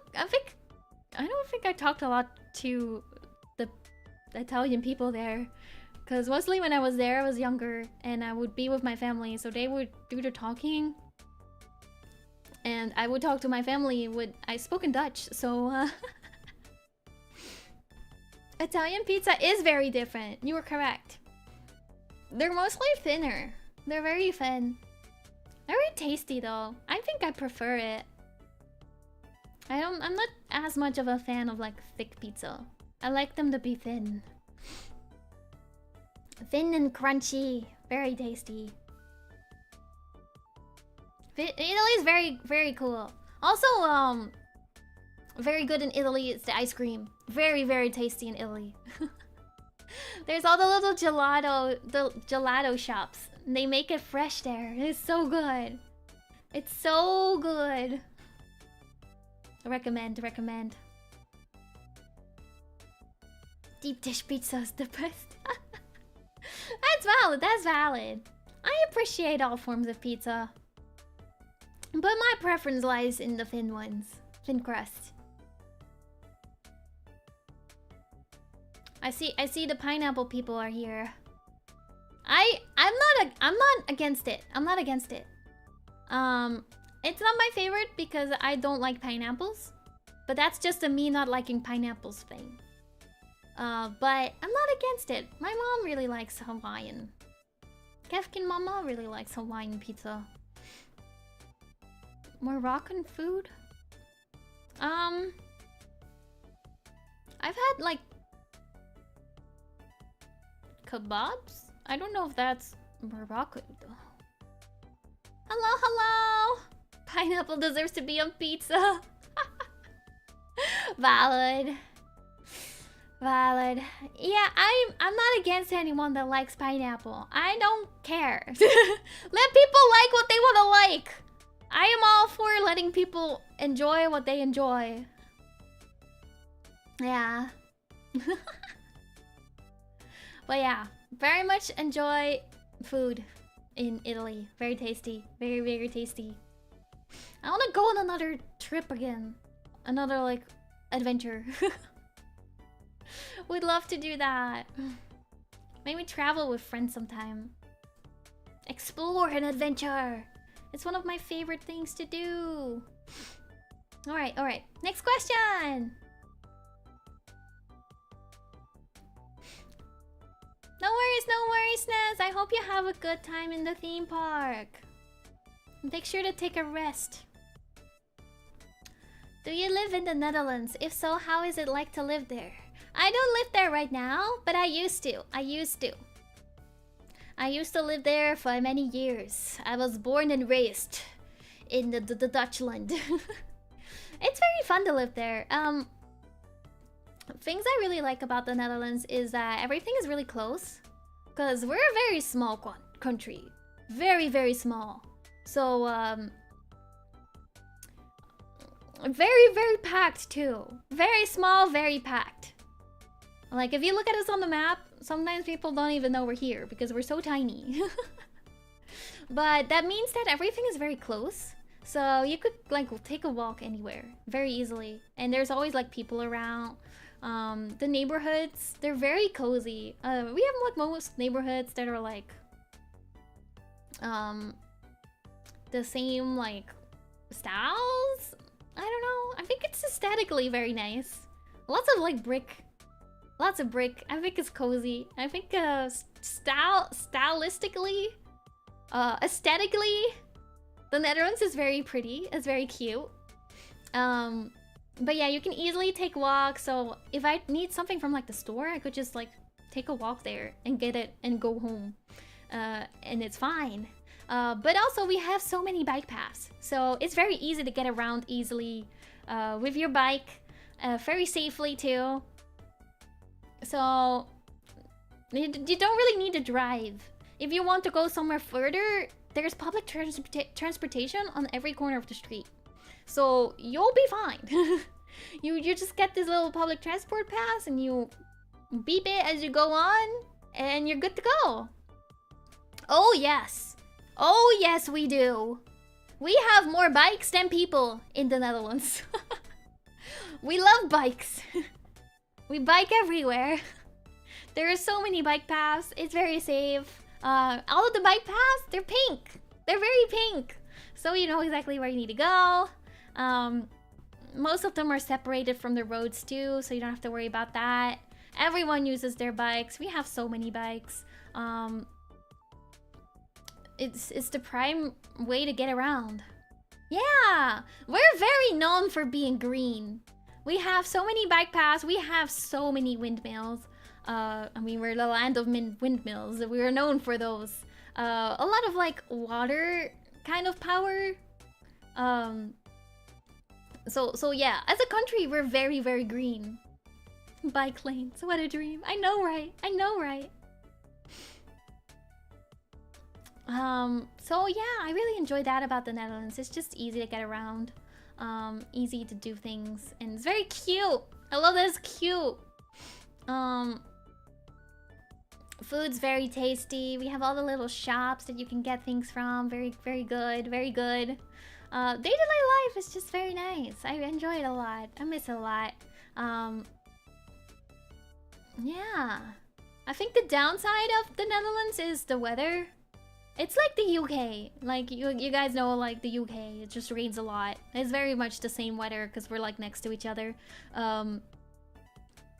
So, it can get pretty... Like... What do you call it? Sag? Sometimes, the weather can be very dreary, droopy. And in the winter months... It gets gloomy, that's the word. Gloomy weather. A lot of gloomy weather, and it rains a lot. And it can get cool. So when it's raining and it's cold, it's very cold. Weather, Sag. yeah, it's very much the same weather. And in the winter months, you know, it's not light that long. So in the past... It was like whenever I would like wake up and get ready to go to school, it was dark. And then I would get to school, and that's when it would finally start getting light out. And when the moment I got out of school, it would start getting dark again. So the entire day I was in school, it was light, but the entire day outside of school is just dark. So the winters can get kind of like that. The summers though is very much the opposite, because it's very bright. And when you wake up, it's bright. And at 11 at night, it's still light out. So you can stay out much later in the summer. So it has its like upsides to it too. But yeah, I like the seasons too. So you have like nice like typically nice weather summers. They're not too hot. You have your couple weeks maybe of heat. Which kind of suck because most places don't have AC. But otherwise, it's like the nice temperature, nothing too crazy, nice sunny. Fall can get pretty nasty sometimes with the rains and stuff. Winters, we sometimes get snow. So those are fun times. Other times they could just get really cold. Cold and wet. Spring is nice too, though. Spring is nice. It kind of like is the medium temperature. Can get more sunny out. The weather is pretty nice sometimes. Sometimes. Aside from the 80% chance of rain most of the year. I do miss it though. I don't mind rain. Except when you have to bike through it. And it's like very windy. And the wind is always against you. It's always against you when you have to bike somewhere. And then it's raining too. And you're just sad and wet. And cold.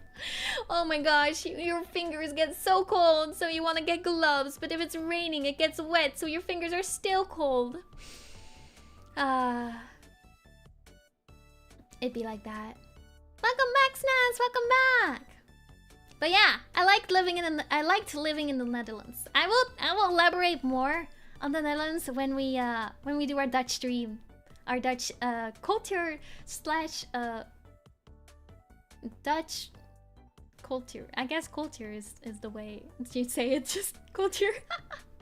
Dutch culture stream. Yeah. I miss snow. I love snow. It's nice. Except the snow when it's like starting to melt and it's all just like this gray nasty goop.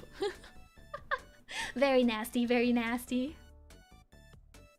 Alright, next question. I do think when it does snow though, it's so cozy. It's so cozy. How many times has Kevin taken your snacks behind your back?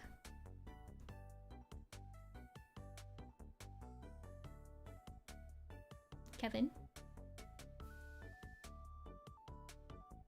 Are you the one taking my snacks? Goodbye, Teco! Thank you so much for dropping by! But yeah, Kevin.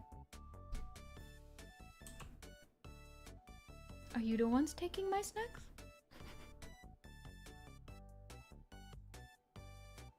Are you the ones taking my snacks? I was wondering where they went! I was wondering where they went! Home. I will fight you, Kevin. Bring them back to me! My snackies! My snackies! Nah, he's just a little guy. We share our snacks all the time. He's fine. He's just a little guy. He's just a little guy. Don't worry, don't worry. I would love some snacks.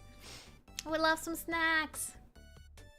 Alright, let's go to the next question. Have you tried eating marshmallows?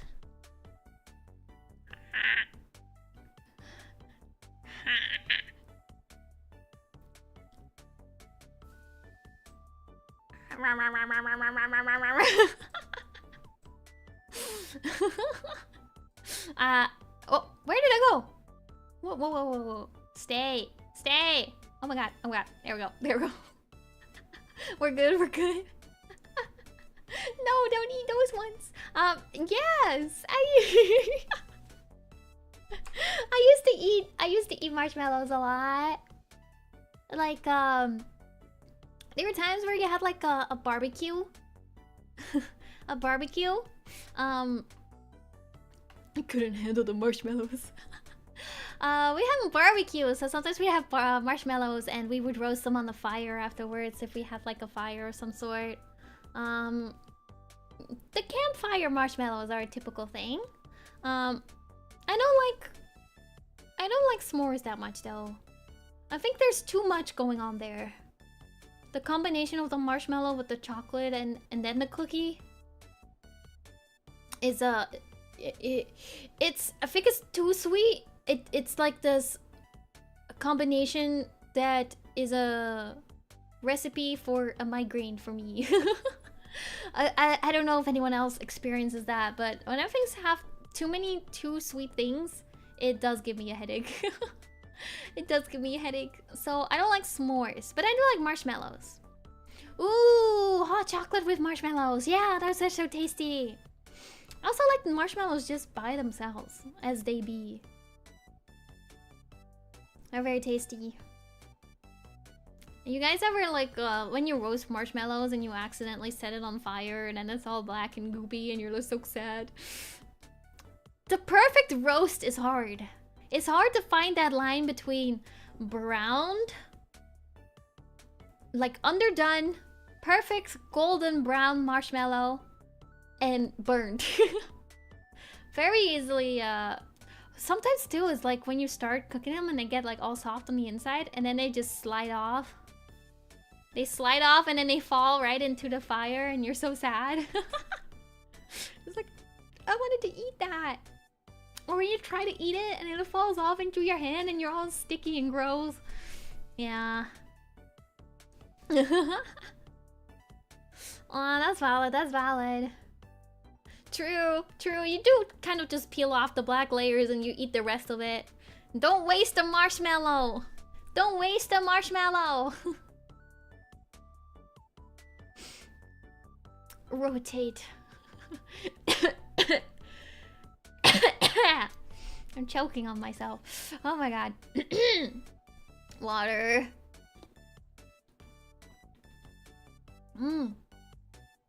I'm okay. I'm okay. I'm good. I'm good.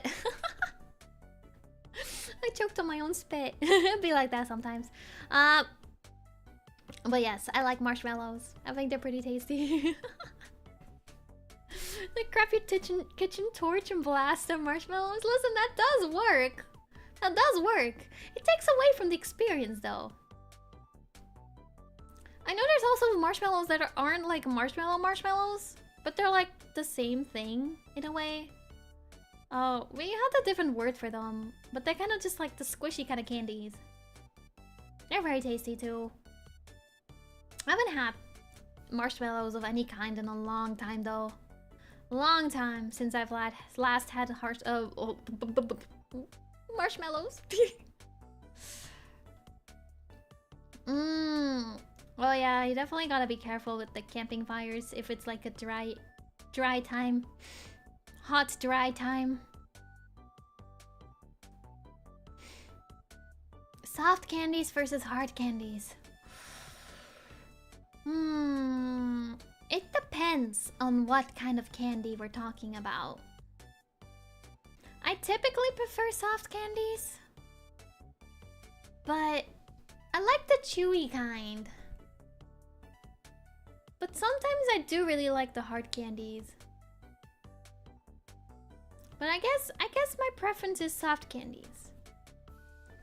I haven't been able to eat a lot of candies anymore though, because too much sugar has been acting up my headaches and just brain. So I've been having to cut down a lot on sugar, unfortunately. I used to eat so much candy, guys. So much candy. But I try to be better. And also now that like I kind of like stopped eating as much of it, when I do eat sugar, it tastes so much sweeter than it used to. It tastes so much sweeter than it used to. Especially now that I've kind of been drinking cola a lot less too. I'm like, wow. It's so sweet. I used to consume this like food. I've only ever had one cavity in my life, and it was in a baby tooth. I am taking good care of my teeth. My teeth are great. My teeth are great. I was blessed with a Kefkin Papa teeth, who he can kind of consume anything and barely brush his teeth, and he never has anything. I've been lucky. I've been lucky with those kind of teeth. So I haven't had too many tooth problems. Feel bad for Kefkin Mama though. Very much opposite. She will take such good care of her teeth, and no matter how good care of her teeth she takes, there's always something. There's always something. It'd be like that sometimes. The genetics, man. You've had braces? I had braces once. Do you guys want to hear an embarrassing Ayla story? Do you guys want to hear an embarrassing Ayla story? Oh. Alright. The story of when Ayla had braces. When Ayla was very young, she would find much comfort in sucking her thumb. You know when babies have like pacifiers and stuff? You know, Ayla had her thumb. Ayla and her thumb were good buddies for way too long in life. Way too long, to the point where it split apart her front two teeth. And in what we call, I think you call it the bike rack. I don't know. You could fit stuff in between there. Very problematic. Very not good. So yeah, I think around 7 or 8 years old, the dentist was like, Ayla, little Ayla, it's time to stop. Baby Ayla, it's time to stop sucking on your thumb. And we're gonna fix this. And I'm like, okay. Okay, dentist, you know best. So, somehow I got off the thumb sucking pretty quickly. Pretty quickly. When I say thumb sucking addicted, I was thumb sucking addicted. Every kind of like baby picture I have, I'm sucking my thumb. I'm like, damn, baby Ayla, why are you like this? This is so embarrassing. But yeah, we started braces, and I had the unfortunate brace experience, where you guys know the outside braces. The ones that go outside and they connect in your neck. The typical brace look, you know, from the movies and everything. That's what I had. It was so embarrassing because I had to wear it to school. And it was very awkward. I think I wore them for a few months to school. And then thankfully after that, I only had to sleep with them.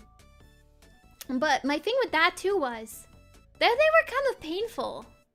So when I had to put them in at night, sometimes I kind of had them put them on a less stronger setting than what the dentist would recommend me, because pain. It hurt. It hurt.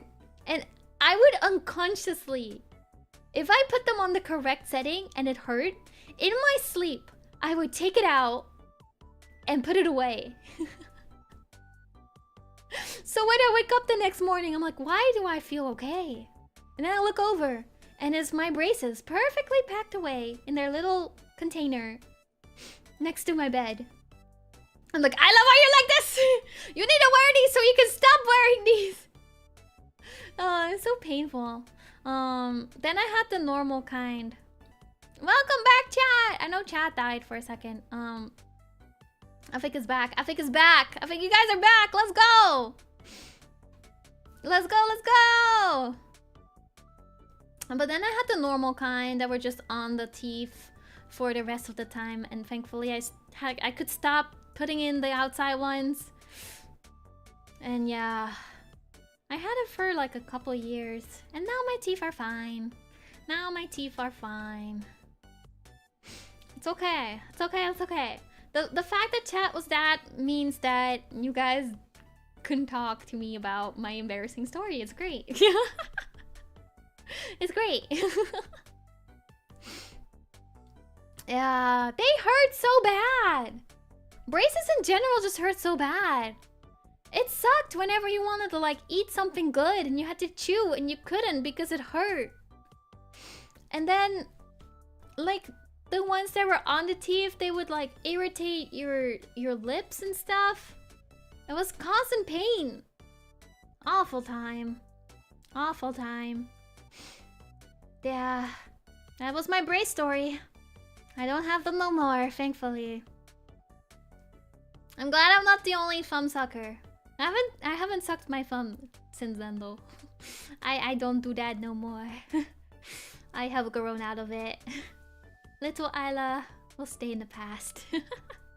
I know, it's definitely worth it. I think it looks much better when I don't have a gaping gap between my front two teeth.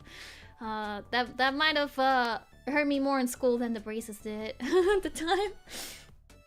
Thankfully, no one was mean to me about them. I was grateful for that. Very grateful for that. Oh yeah! Thank you so much for the marshmallow question. Still better than eating boogers. That's true. Oh. It does help. It does help. Like, I mean, you can't suck your thumb when you have braces because there is metal in your mouth, so it hurts.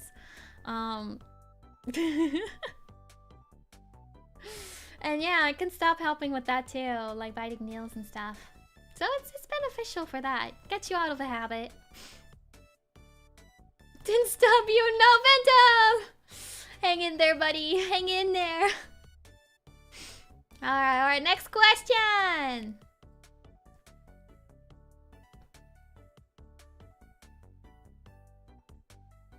What are your top 5 countries to emigrate? Huh.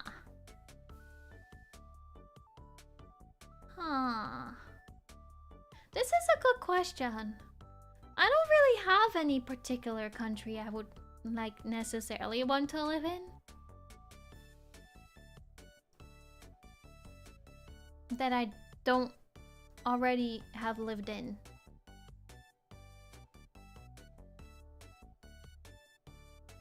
As much as I'm like interested in like Japan, I don't know if I would be able to live there. I think it's like a visit kind of thing for me. So yeah, I don't think I have an answer for this one. I don't think I have an answer for this one.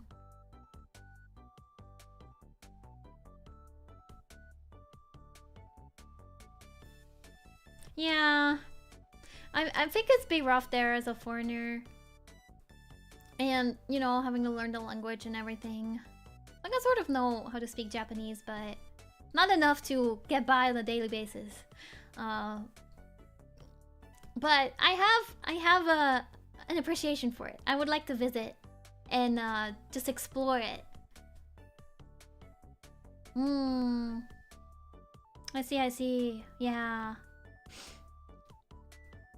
I've done the different country move once in my life, and well, I don't know if I can do it again. I don't know if I can do it again.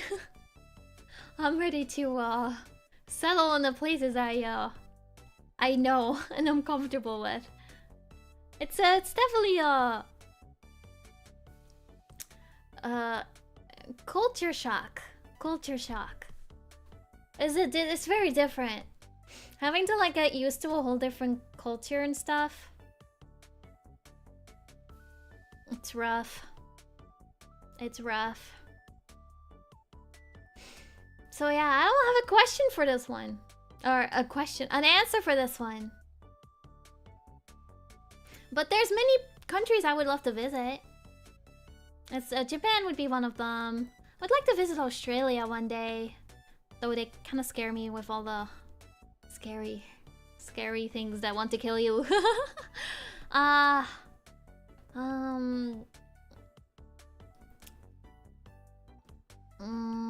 Canada. I think I would like to visit Canada at some point. Most of the countries I've already been to, I would love to return to again. I've been to so many places already. So the ones are little, but yeah. Definitely want to visit Japan. Want to visit Australia. Want to visit Canada. Would like to return to the UK again at some point. Same for... Would like to always go back to Italy at some point.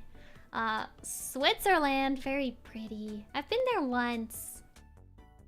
I've been to Austria, but I've never stayed there. It was like a drive-through kind of thing.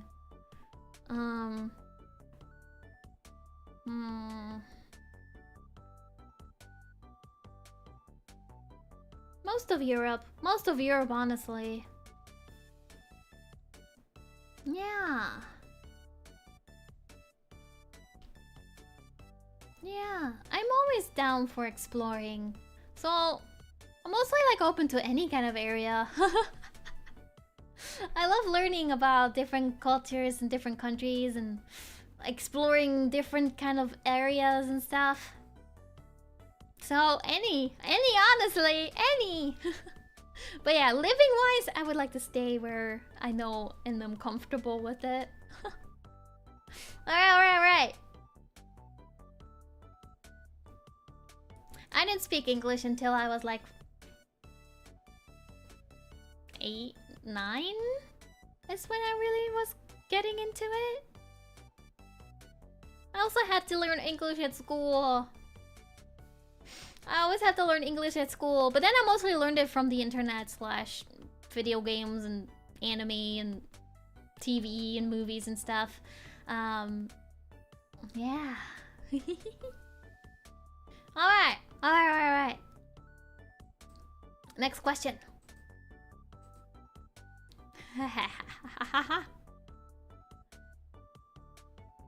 I did learn English from anime. The first few animes I watched were like English dubs, which was still before I was like fully comfortable with English. So I learned a little bit from that because I had to understand what they were saying. And then I learned how to read pretty well when I started watching anime in Japanese and I had to read subtitles. So learned English through that. I could learn English through anime.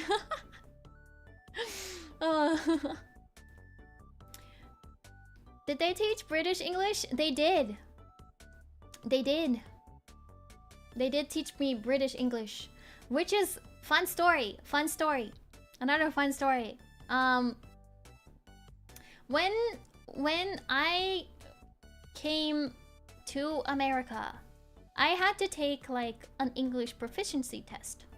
You know, as one does when you go to a different country where you go to college and stuff, you know? So I had to take a proficiency test. But I already did one in high school.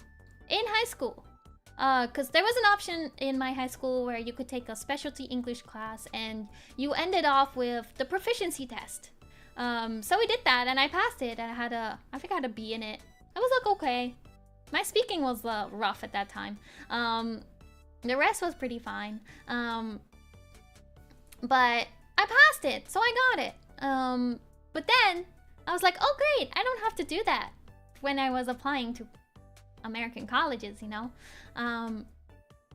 Except they were like, this is a proficiency test in British English. We don't take that here. I'm like, no!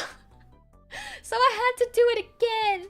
I had to take another proficiency test in English, which was exactly the same thing, except it was, you know, American English. I'm like, great. The thing with that, though, is that I aced it. I actually aced that one. I think like I got a 98 or 99 on it, like percent. So it was really easy, which was great at that point of time. Aced it, but I was so mad because I had to pay for that. I had to do it again. I had to go to because the other one was done in my school, but this one I had to go to like a special like building in like a different city to like get that done. And it was kind of awkward. It was a kind of awkward experience. Because we were in like this room, you know, it was like a computer kind of lab. So we each had our like own computer, as one does, to take the test on. Except everyone's sections were like in different orders. So some people were doing speaking first, some people were doing writing first, some people were doing reading first.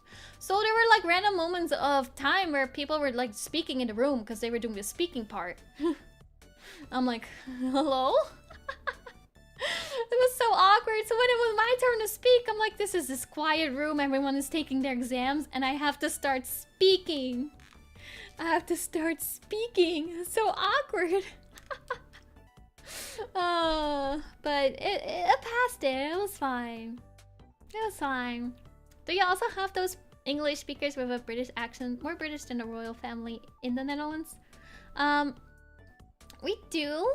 Because we mostly get taught like British English. So we get taught how to speak like that. I was never great at it though. I don't even know how to do it anymore. So yeah. Yeah.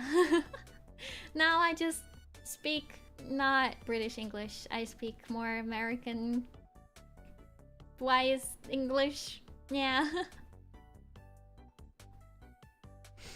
And yeah, English proficiency tests are very easy if you're a native speaker because you know the language.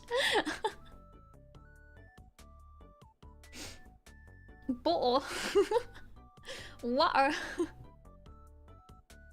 I never said it like that. My pronunciation was just awful in that time anyway. It was really, really bad when I first came to America too.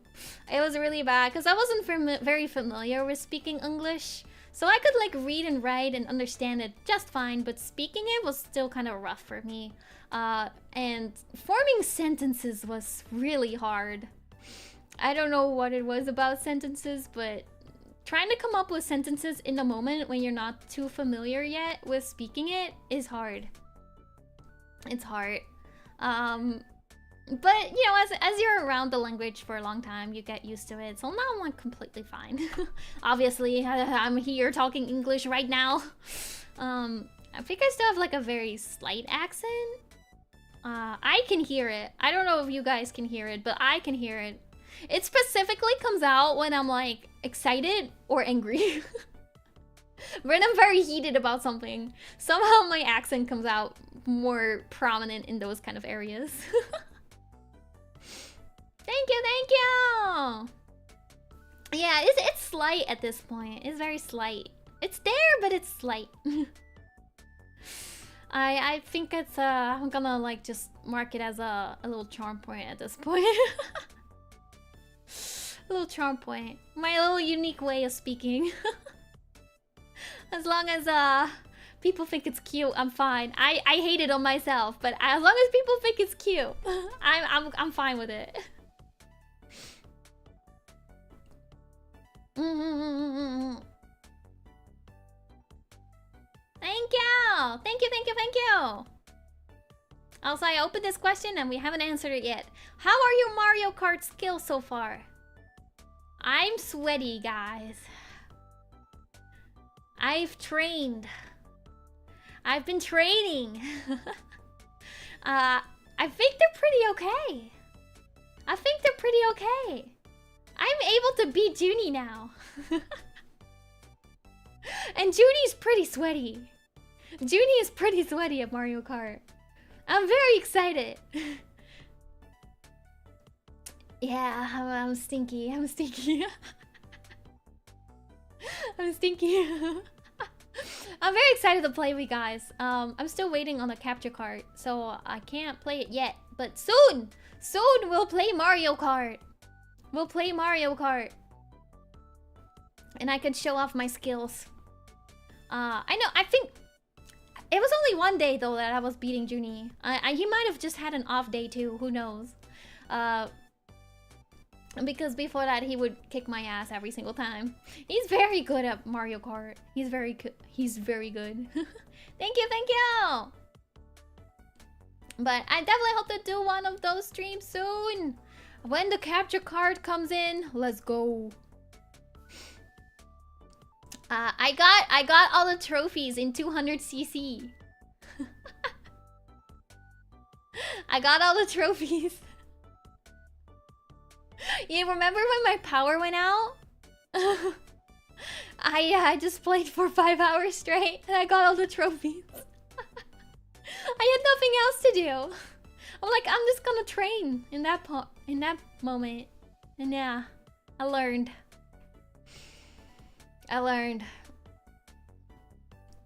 The AI is still the easiest? I heard about that. I haven't played any of their Mario Karts in a long time, so... Yeah. Yeah, my training arc. I'm very excited to show off my skills. Very, very looking forward to playing Mario Kart. Can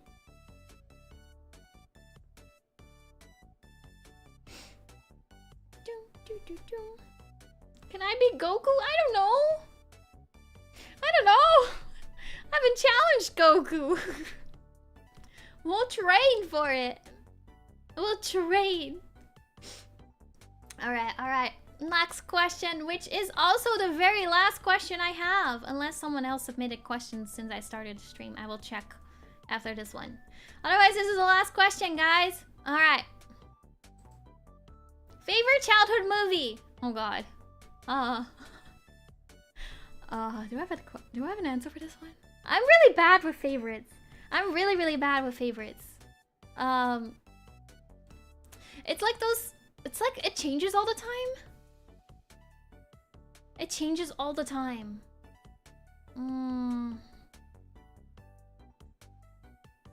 Childhood movie. As a kid, I was really, really into Winx Club. You guys know you guys know about Winx Club? I'm sure you guys know about Winx Club. I was really into Winx Club. So I really like those movies. They have some movies. As a show, that was my jam. I had everything Winx Club. I would watch it all the time. I had like a bedspread. I had a lunchbox that was Winx Club.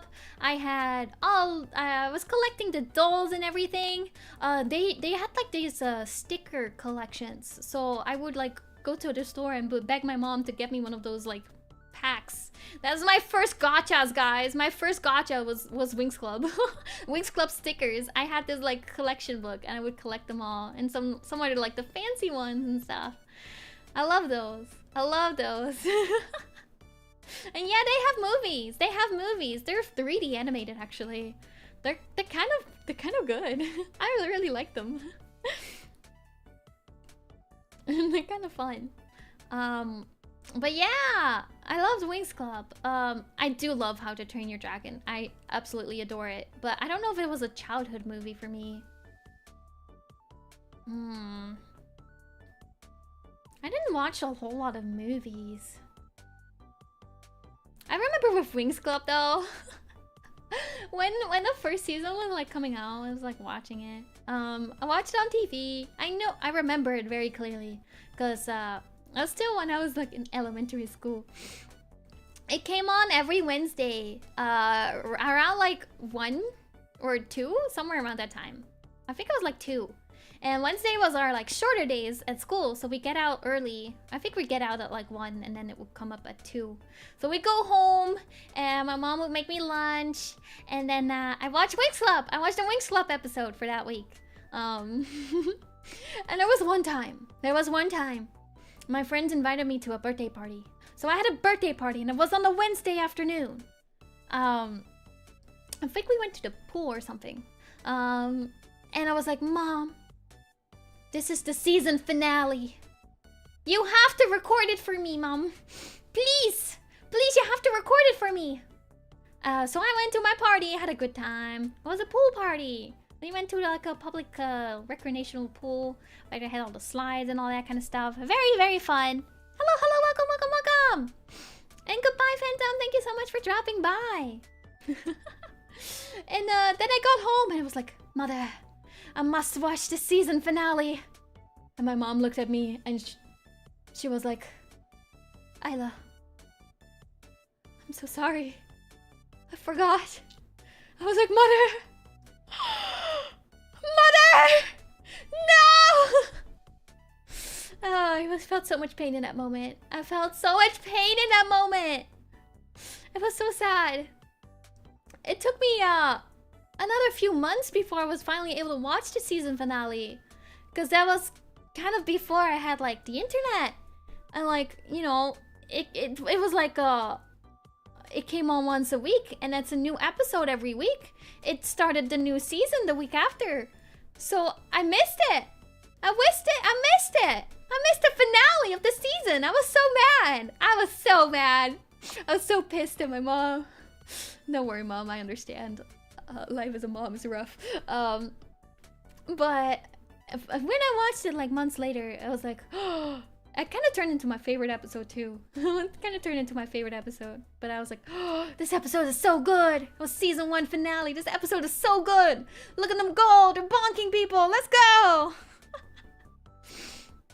Yeah, it was the days before stream on demand.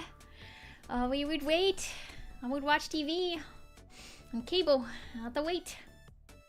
Yeah. The good old days, though. The good old days. I had my Wings Club obsession. Sometimes I'll watch it back. I think the other day I watched the movies again, cause for funsies. It was kind of fun to like watch it back and remember. Yeah. Very, very fun. Very, very fun. Aside from that, yeah, I don't think I watched a lot of movies.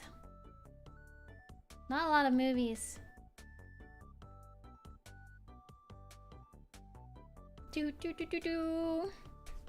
Alright, let me check if any new questions came in, just to be safe.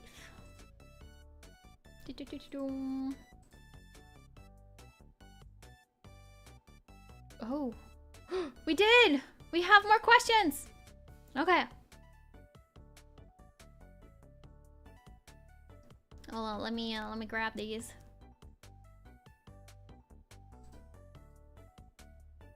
Let me grab these guys.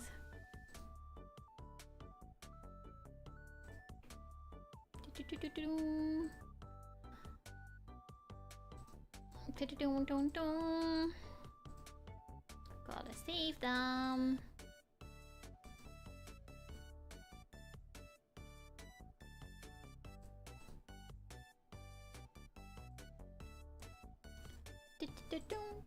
Take this moment to drink some water or something.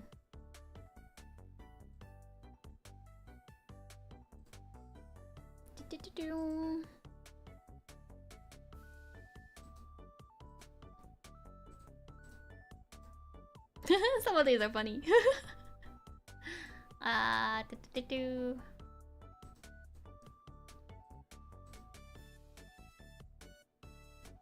Okay. Oh shoot, which one were they? How many did I grab? 1, 2, 3, 4, 5, 6.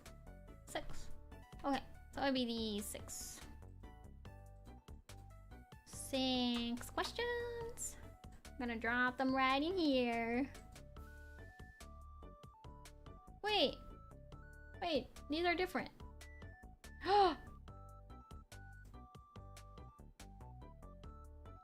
Hold up. I will fix this. I will fix this! I grabbed the wrong ones.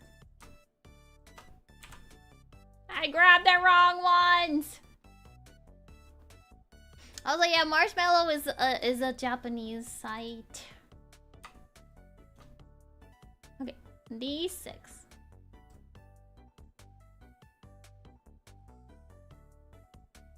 I think.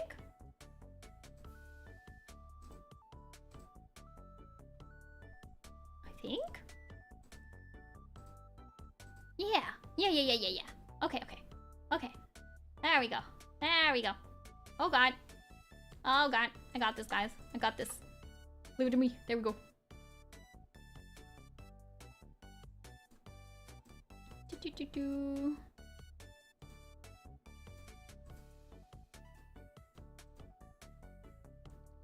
Alright. Alrighty. There we go.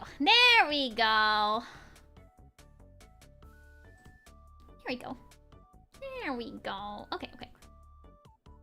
Got this. Got any favorite movies or books? What's your favorite genres? Well, we just kind of talked about it a little bit. My favorite genres are like fantasy. I definitely love fantasy. Fantasy brings me much joy. I love when they I love dragons. I love when they have dragons. Very much love dragons.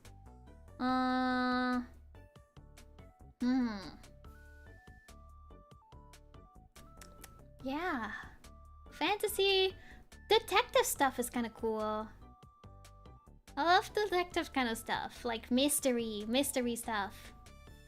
And I do like some romance stuff once in a while. Just to get the good feels, you know? The feel-good stuff. Dragon's Pog! Yeah! I love dragons. Love dragons. So those are kind of my favorite genres. Favorites.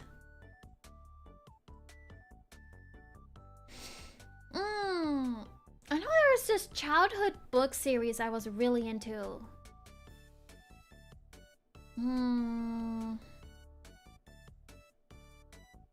Let me look it up. Do you guys know Deltora Quest? It's like this series of 7 books, I think.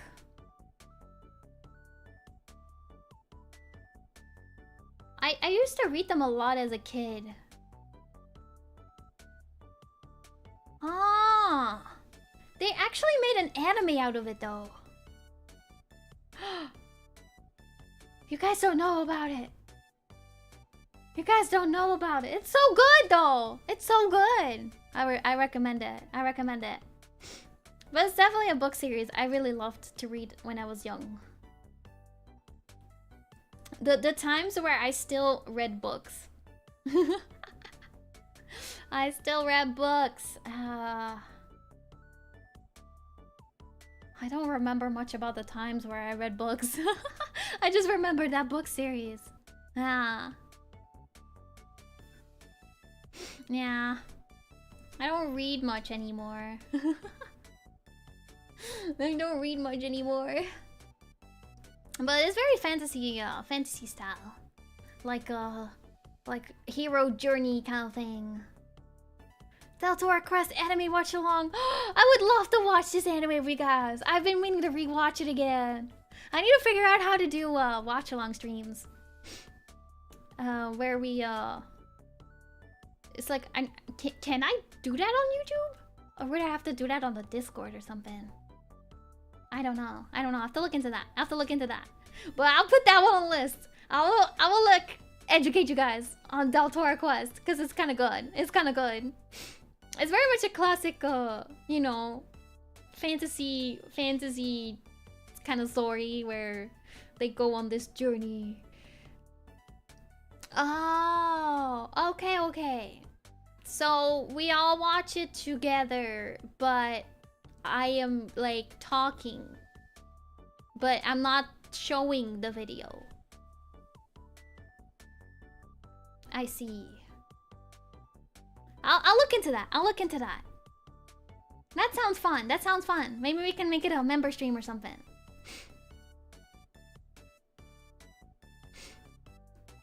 It's good. It's good. Okay. I will definitely figure that out. It's like a series, so there's a lot of episodes. They had quite a lot of episodes actually. I think there were like 50 of them. It was a pretty long series.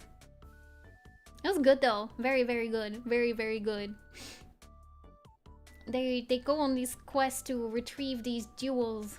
I think there's like 7 of them, which is each book was like their journey to find one. And save the kingdom. Very fun.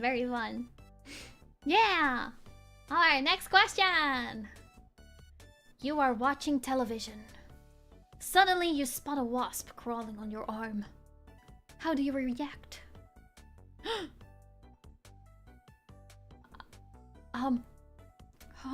There's a wasp, guys. Oh, I will, oh, you don't smack the wasps. I learned that the hard way.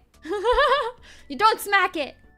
You are gonna sit very still and hope it flies off.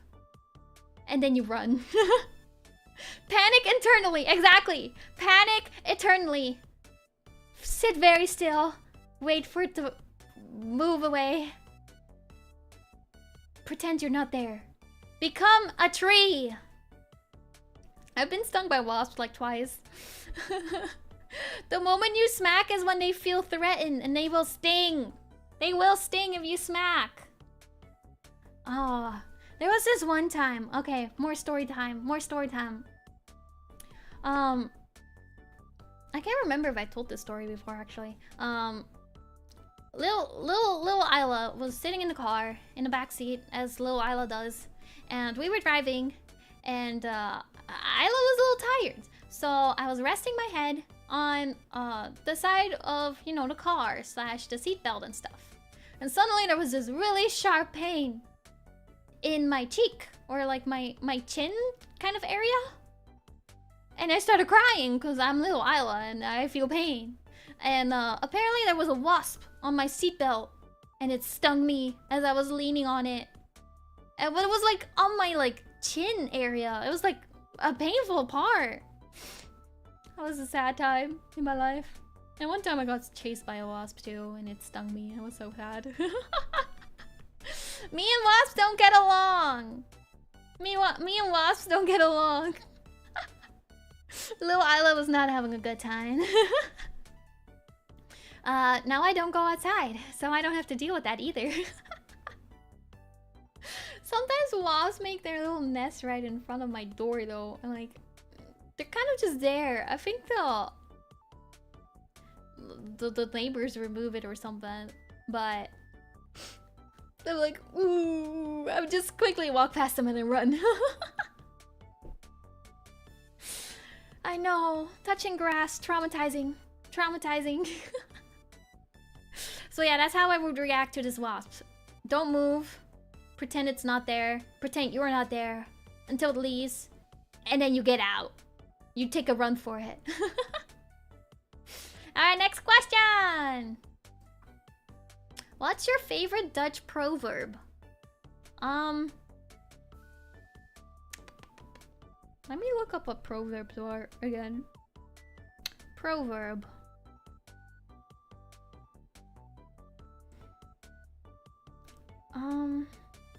Oh.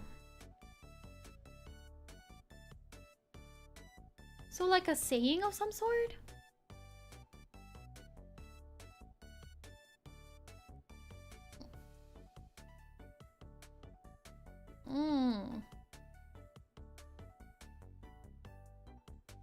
A proverb. That's not what I thought it would be. Okay. So it's like a phrase. It's a traditional saying or a phrase that expresses a perceived truth. Practical advice. Let me look up some Dutch proverbs, because I actually have no idea.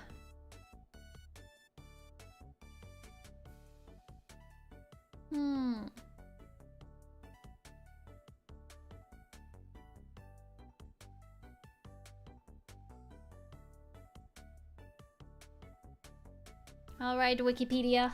Give me some Dutch proverbs and I will tell you my favorite.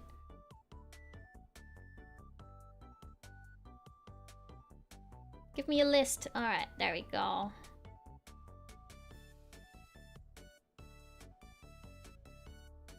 Huh.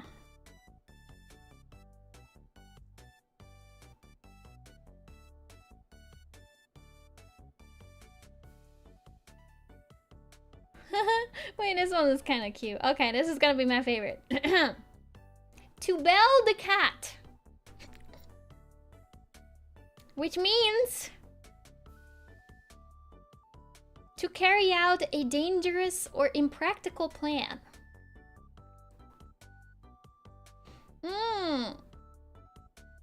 If I understand it right, the thought behind it would be, yeah, to bell the cat. It's like if you're trying to be sneaky like a cat, but you put a bell around it, it makes it infinitely harder. It makes no sense. You can't be sneaky no more, or something. I don't know. Oh, to Bell the cat.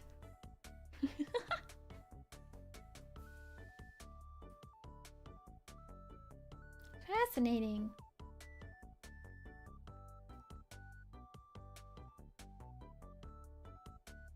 Fascinating. I'm learning about proverbs. Wait, this one is fun too. This one is fun too. To find the dog in the pot. To arrive too late for dinner and find all the food has been eaten. You only find the dog. Because the dog will eat the leftovers and that's it. So if you're too late, that's it. The food's gone. These are funny. These are funny.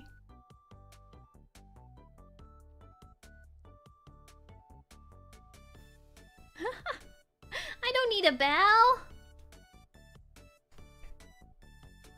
I like that one. To find the dog in the pot. Funny. Wow, we learned about proverbs today. Thank you for whoever asked this question. Thank you, thank you. Alright, let's go to the next one. Hi, Ayla. What are your thoughts on GFE and VTubers that do GFE? For anyone who doesn't know, GFE is like the girlfriend experience. I don't know.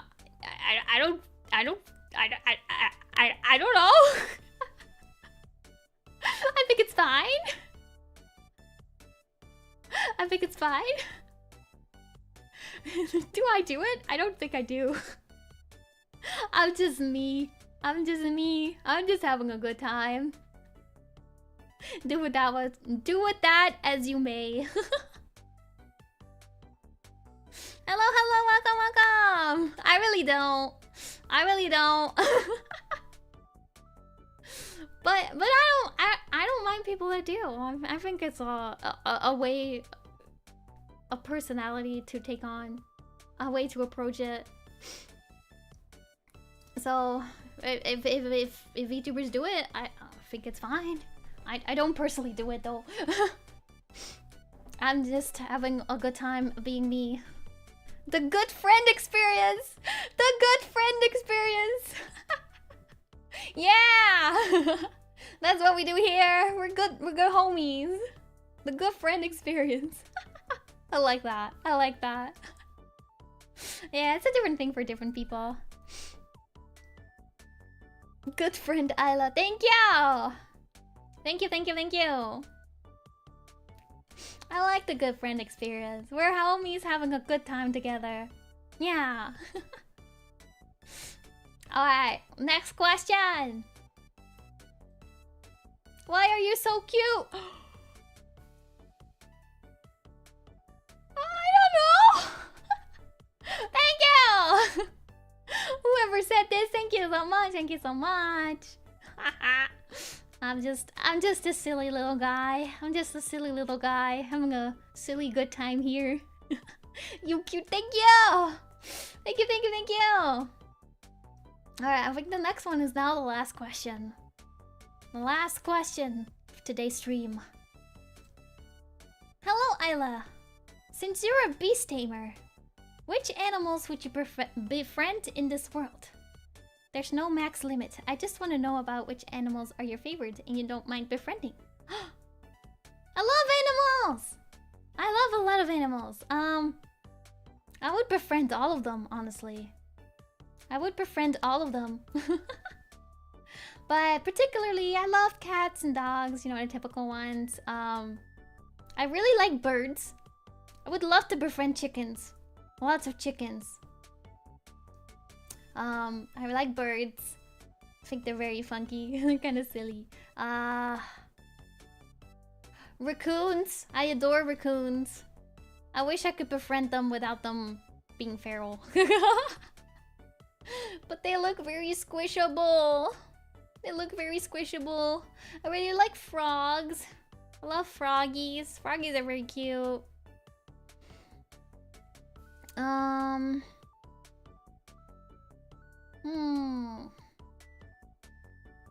I don't hate insects.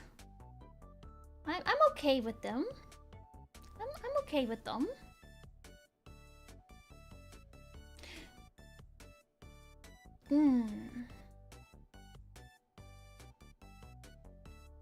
You know, animals I wish I could befriend? The big cats. Like lions or tigers. I wish I could befriend those. They seem like they would be great friends. Like, you know they're not, obviously, but they're very cute. Like, if they would be friendly, if you would be part of their pack, they would be so cute. They would treat you so well. You're like little homies. I think they look like they give good cuddles if they're like friendly and they don't try to eat you. We conclude all of them, yeah. Also, yes, I have seen the movie Leap. I have seen the movie. It was a good movie. I enjoyed it. A tail is a whip scorpion? Wait, I gotta look that one up. Tailless whip scorpion. Ooh. Oh, wait, those! They look so scary. Look at their little grabby hands. They got the little grabby hands.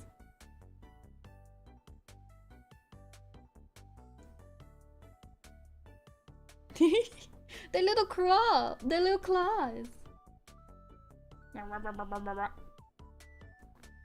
I like how they're mostly like inward faced. They're just like they're funky. Oh, they're funky. Yeah, it looks a little bit scary, but funky at the same time.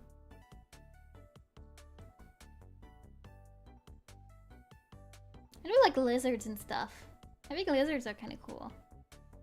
They're harmless? Okay.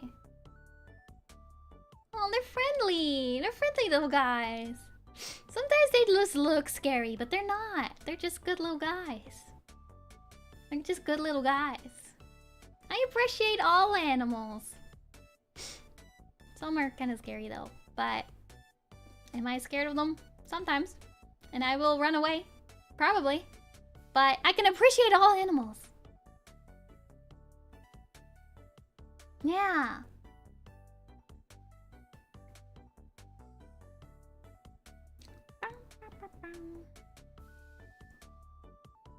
I'd like to befriend a human. You can do this, dum-da-dum.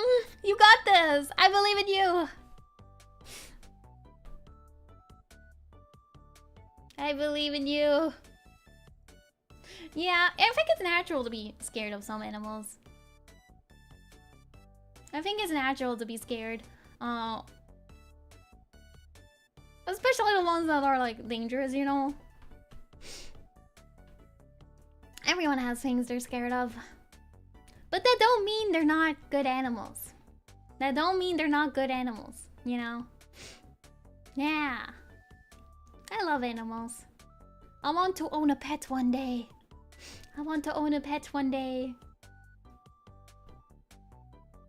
You know, one of my friends actually, you guys ever have like heard of like a robot pet?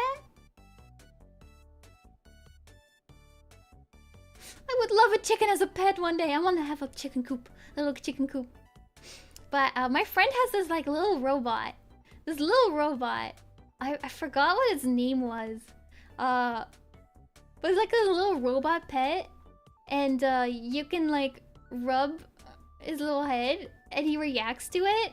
And he has this like cube. And if you put it right in front of him, he will like... He might pick it up and play with it. He will like try to flip it or something. Or he's gonna like bonk it. Or sometimes he's just gonna look at it. And Yeah. He's really cute. He's really cute. He's really cute. But typically he just likes to waddle around until his like battery gets low and he's like, I'm sleepy. And he goes back to his little battery charger and then he's just gonna like sleep. And it's so cute. It's so cute. Maybe I should get a robot pet. Maybe I should get a robot pet. You had a robot fish? I didn't know robot fish existed. I didn't know they existed. I mean, so cute. Still better than a pet rock. A rock. Cuter than Kevin. I guess technically Kevin is a robot pet. In a way. In a way.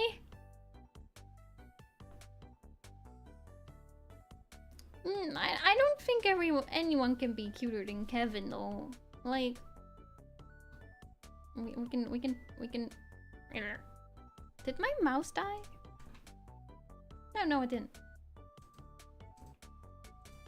He's just a cute little guy.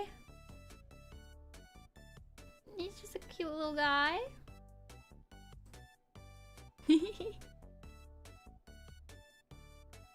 Kevin is a cube?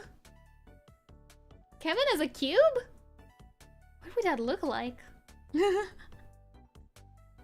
Robot parakeets? I really need to look into robot pets more.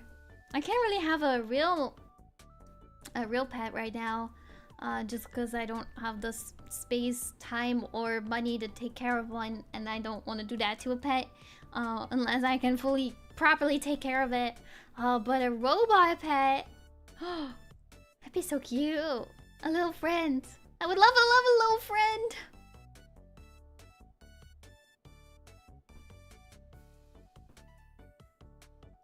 I thought Kevin is a robot? I thought he was a god. He can be both. He can be both. He can be whatever he wants to be. I really need to look up robot cat right now. I'm very curious. Or robot fish. Robot fish, not robot cat. Robot fish. Oh my god. Wait, these are so cute. They're so colorful. So they just kind of like wiggle their tail and wiggle around the little fishbowl. That's so cute. That's so cute. That's so cute. Dark Lord Kevin. The all-knowing eyes. Yeah, he's seen things, guys. He's seen things. Many things. He knows things that you don't. Alright, let me one more time check if there's any more questions.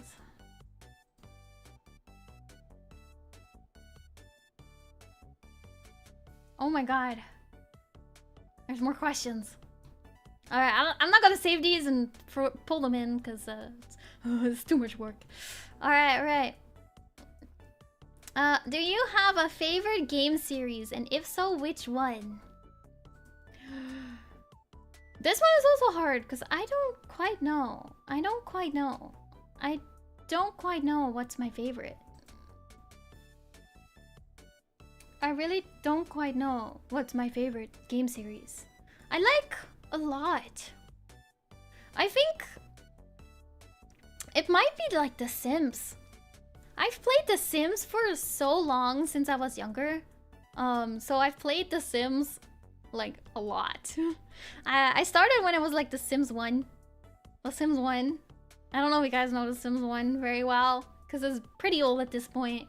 But I started with The Sims 1. I had like so many expansion packs for that one. Then I'd never had The Sims 2. But I had The Sims Stories, which was basically The Sims 2. Yeah, I'm a Sims veteran! I played it so much. My favorite was like the little abacadabra magical expansion pack one. It was so fun. It came with like the little extra world where you had like these little like roller coaster thingies. It was so funky. Although I could never get my babies to not be taken away.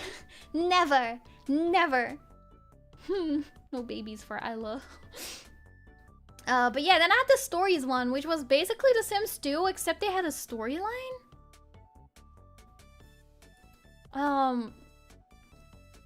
So I really want to see if I can find that one though, because I think it'd be so fun to play.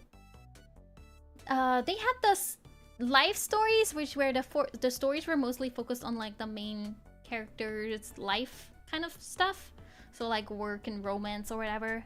Then they had pet stories, so it was focused on like a pet and doing like pet championships and stuff. And then they had island stories, which was the story of you would be stranded on an abandoned or like a, you know, a strange island, and there's like island people there, and then you get to know them, and the story is about becoming friendly with them, and eventually I think you can make the choice to either stay there or leave, or kind of thing. So it's those. I really want to play them again. I need to find them. I think I have found them, but they're very expensive nowadays. I should still have my CDs or like my discs, but I think they're in the Netherlands somewhere, so I have to like look. And then I started playing The Sims 3. I played so much of The Sims 3. To the point where I had so many expansion packs where my old PC that I had back in the day could not handle it. It would freeze and crash all the time. It was so bad. It was so bad. It was not equipped to handle The Sims 3. I miss The Sims 3 gameplay though. It was very fun. I could put it on my current PC. It will definitely be able to handle it now. And yeah, now I have The Sims 4. I know they're working on The Sims... it's technically The Sims 5, but it's not called The Sims 5. I know they're working on that right now. I'm very excited for when that comes out one of these days. Sims 3 was very resource hungry, especially with like the basically open world. Which was tough. It was tough. It was tough on the equipment at that time. The earlier games are definitely really, really good. It's where it all started. It's where the love started. I really did like The Sims 1 though. With all the expansions, it was like... there were so many like crazy things you could do with it. And I had them all. I had them all. You would never get bored because there was always something you could do that was not even just normal like life stuff. Then I kind of did the same in The Sims 3. I had so many expansions. So many of them. I don't have a lot of The Sims 4 though, because it gets to a point where like you keep spending money. They're not cheap. They're not cheap. So sometimes I pick one up when they're on like sale, because they go on sale pretty frequently, but I wish I had more of them. I wish I did, but at the same time I don't want to spend that much money. Yeah. But yeah, The Sims was very much my loved game series. Growing up. Absolutely. Absolutely. Alright, next question. Will you add Buff Kevin as a toggle when you finish the model? Simple answer, yes. Complicated answer, yes. Extremely complicated answer, I will do my best. I will try my best to do it. I will try my best to do it. If I'm capable of doing it, it's going to be added. I promise. I promise. Buff Kevin will make an appearance. Alright, next question. If you could change anything about the way you were raised, what would it be?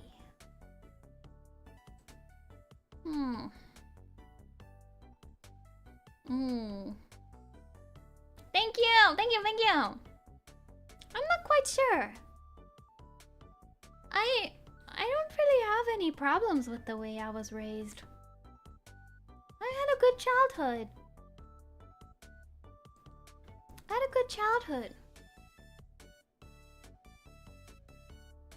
Yeah. I think think the biggest thing was more so me on myself. Nothing to do with my family or anything.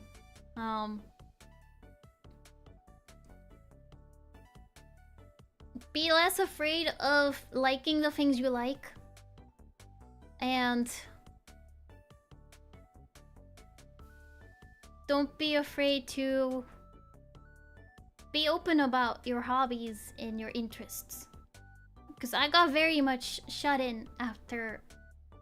For a pretty decent part of my childhood. Where I was... I don't know. For some reason I felt embarrassed about my hobbies for some reason. It was more so in that aspect rather than anything about my upbringing. Besides that, I had a good time. I had a good time. Yeah. Don't be afraid to be you. You are good. You are good.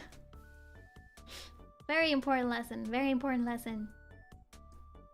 You can like anything you want to like. And your passions are all valid. Just be yourself and have a good time. Love yourself and be yourself. Exactly. Believe in you. That's so cute. That's so cute.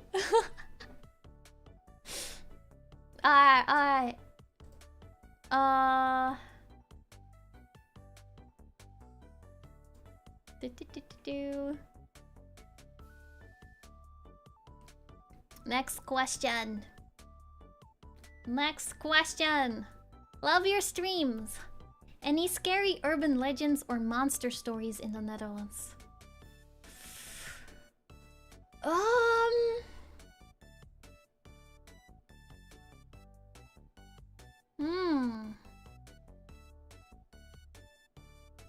Not in particular, actually. I don't think there's anything... I guess the biggest one would probably be the Flying Dutchman. But I think most people know about it. Because it is a Dutchman, which is the Dutch people. Flying Dutchman. One of those stories.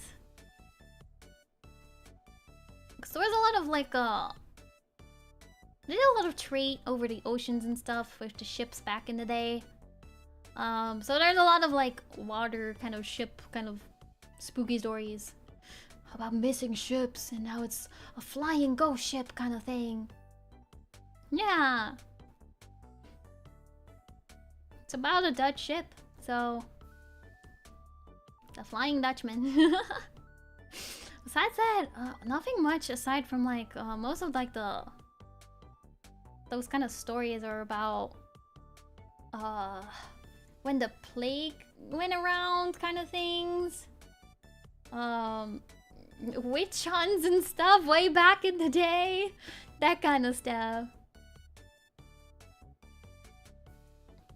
The Dutch ate their prime minister? When did that happen? I have never heard about that.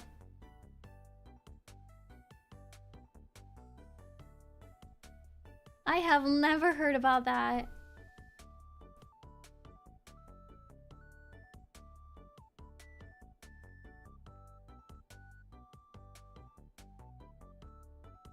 I have never heard about that. Elaborate.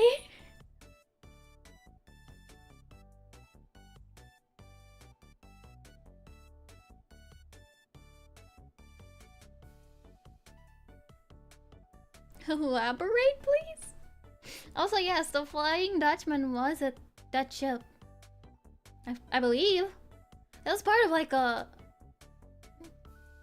the Dutch like trade association thing. Snake pits? What? We don't have snakes. Oh, hold up. That sounds familiar.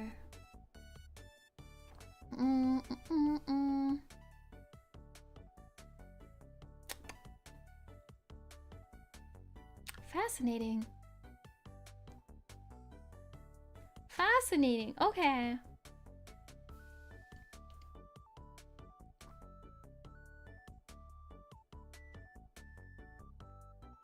I'm reading on him right now. That's a name I haven't heard since I went to school there.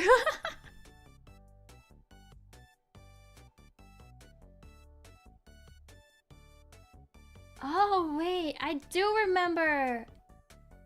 I do remember this. Oh, God. Listen, guys. I was really, really bad at history. I retained none of that information. But yeah, he and his brother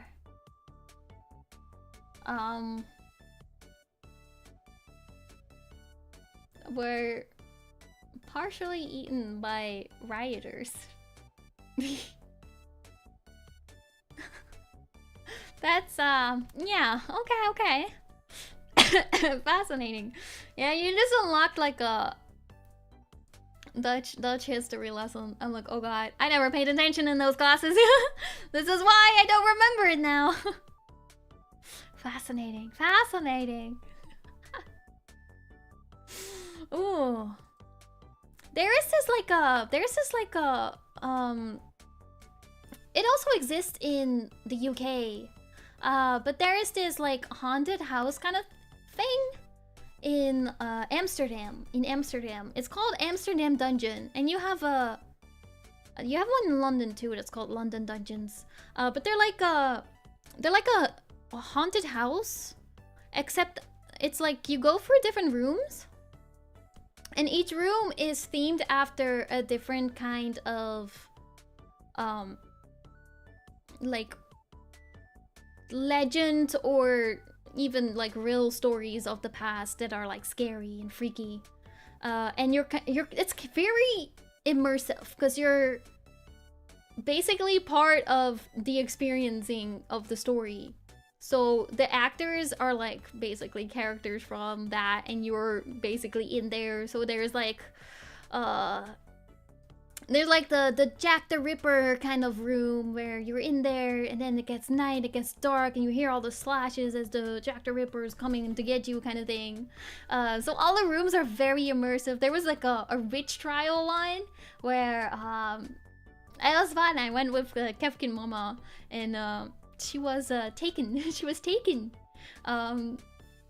They claimed that she was a witch. And I think my friend was there too. I think my friend ended up getting chosen, and she got burned at the stake. Of course it's fake, but she got a certificate like, burned at the stake.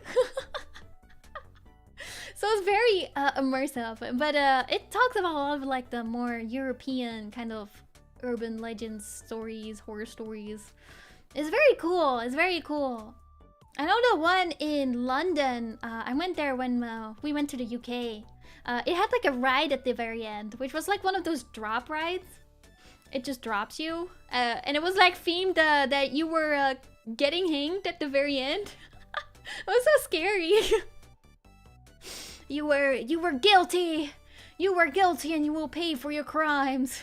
I'm like, whoa. I'm like out there, I'm like, I'm scared. So yeah, it's very educational, but at the same time, it's like it's a haunted house. It's very much a haunted house. It was very fun though, even though I'm a scaredy cat, so it was on the scary side to me. So yeah, we had those. I think those talk a lot about the European urban legends and stuff. All right.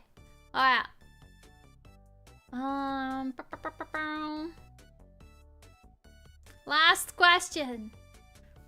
Last question. Hello, Miss Ayla. I love. That is all. SD. Thank you, SD. Thank you. Thank you. Woo. Thank you. Nice one. Those are all my questions. What a fantastic question. I agree. I think it's a great question. Hi, Juni. How are you, Juni? Do you have a question for me, Juni? If not, we have completed all our questions.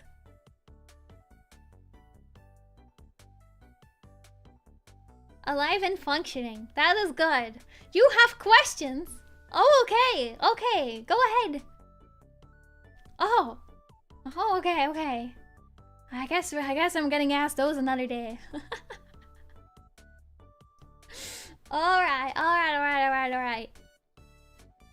With that though, I think we're good at calling it today. I think that's about time. I know, what a tease! What a tease! Now I'm curious about the questions.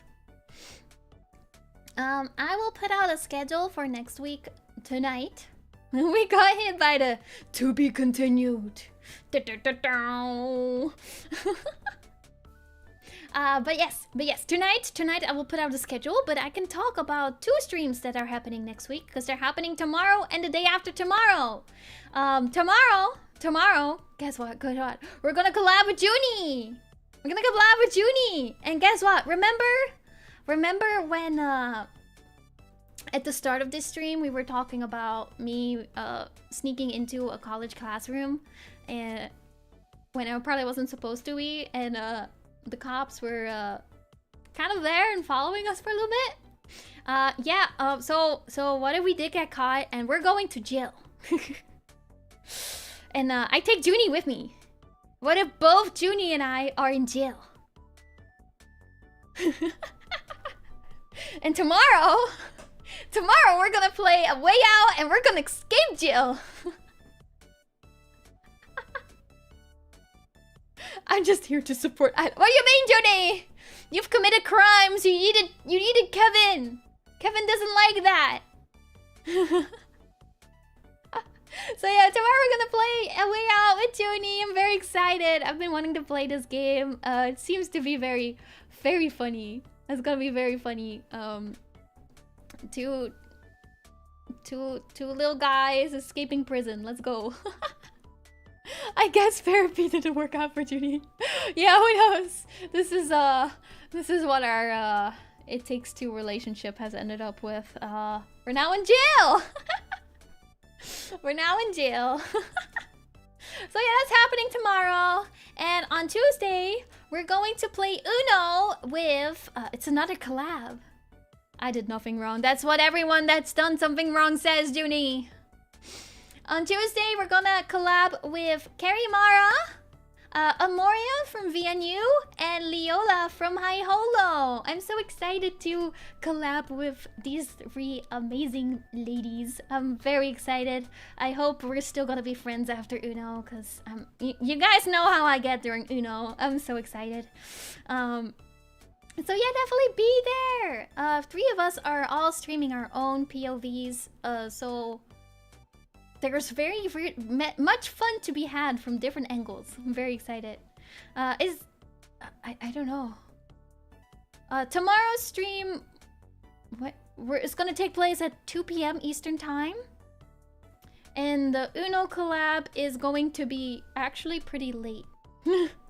I believe it's gonna be at 9 p.m. Eastern time, so it might be late for some of you guys. I'm very sorry. We love time zones. You messed up your times, Zhuni! Then ignore the tomorrow one. I will announce it later. Wait, did you mess up your time or is my time correct? I know my time is correct. You're a big dum-dum, Zhuni. Yeah. You're a big dum-dum. I don't know what you did. This is on me. Well, we'll figure it out. I'll make an announcement about tomorrow's stream. I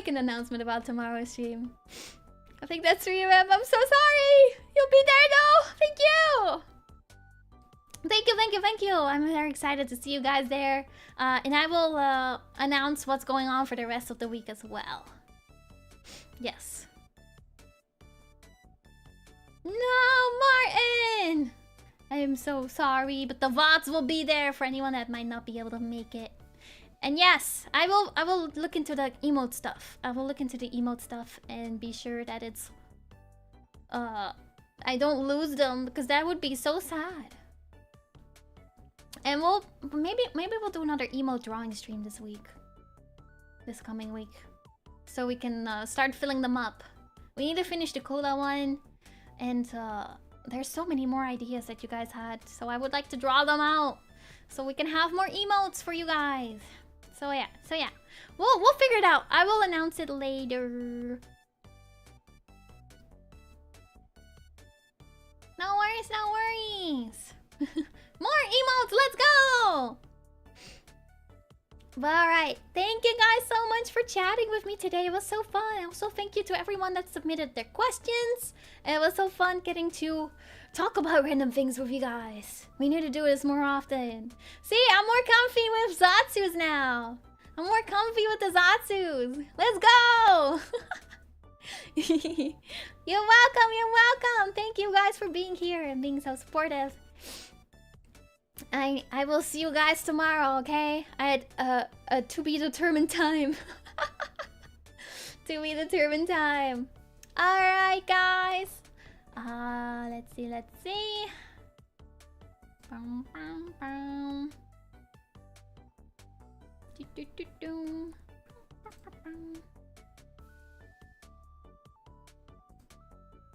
Let's forward to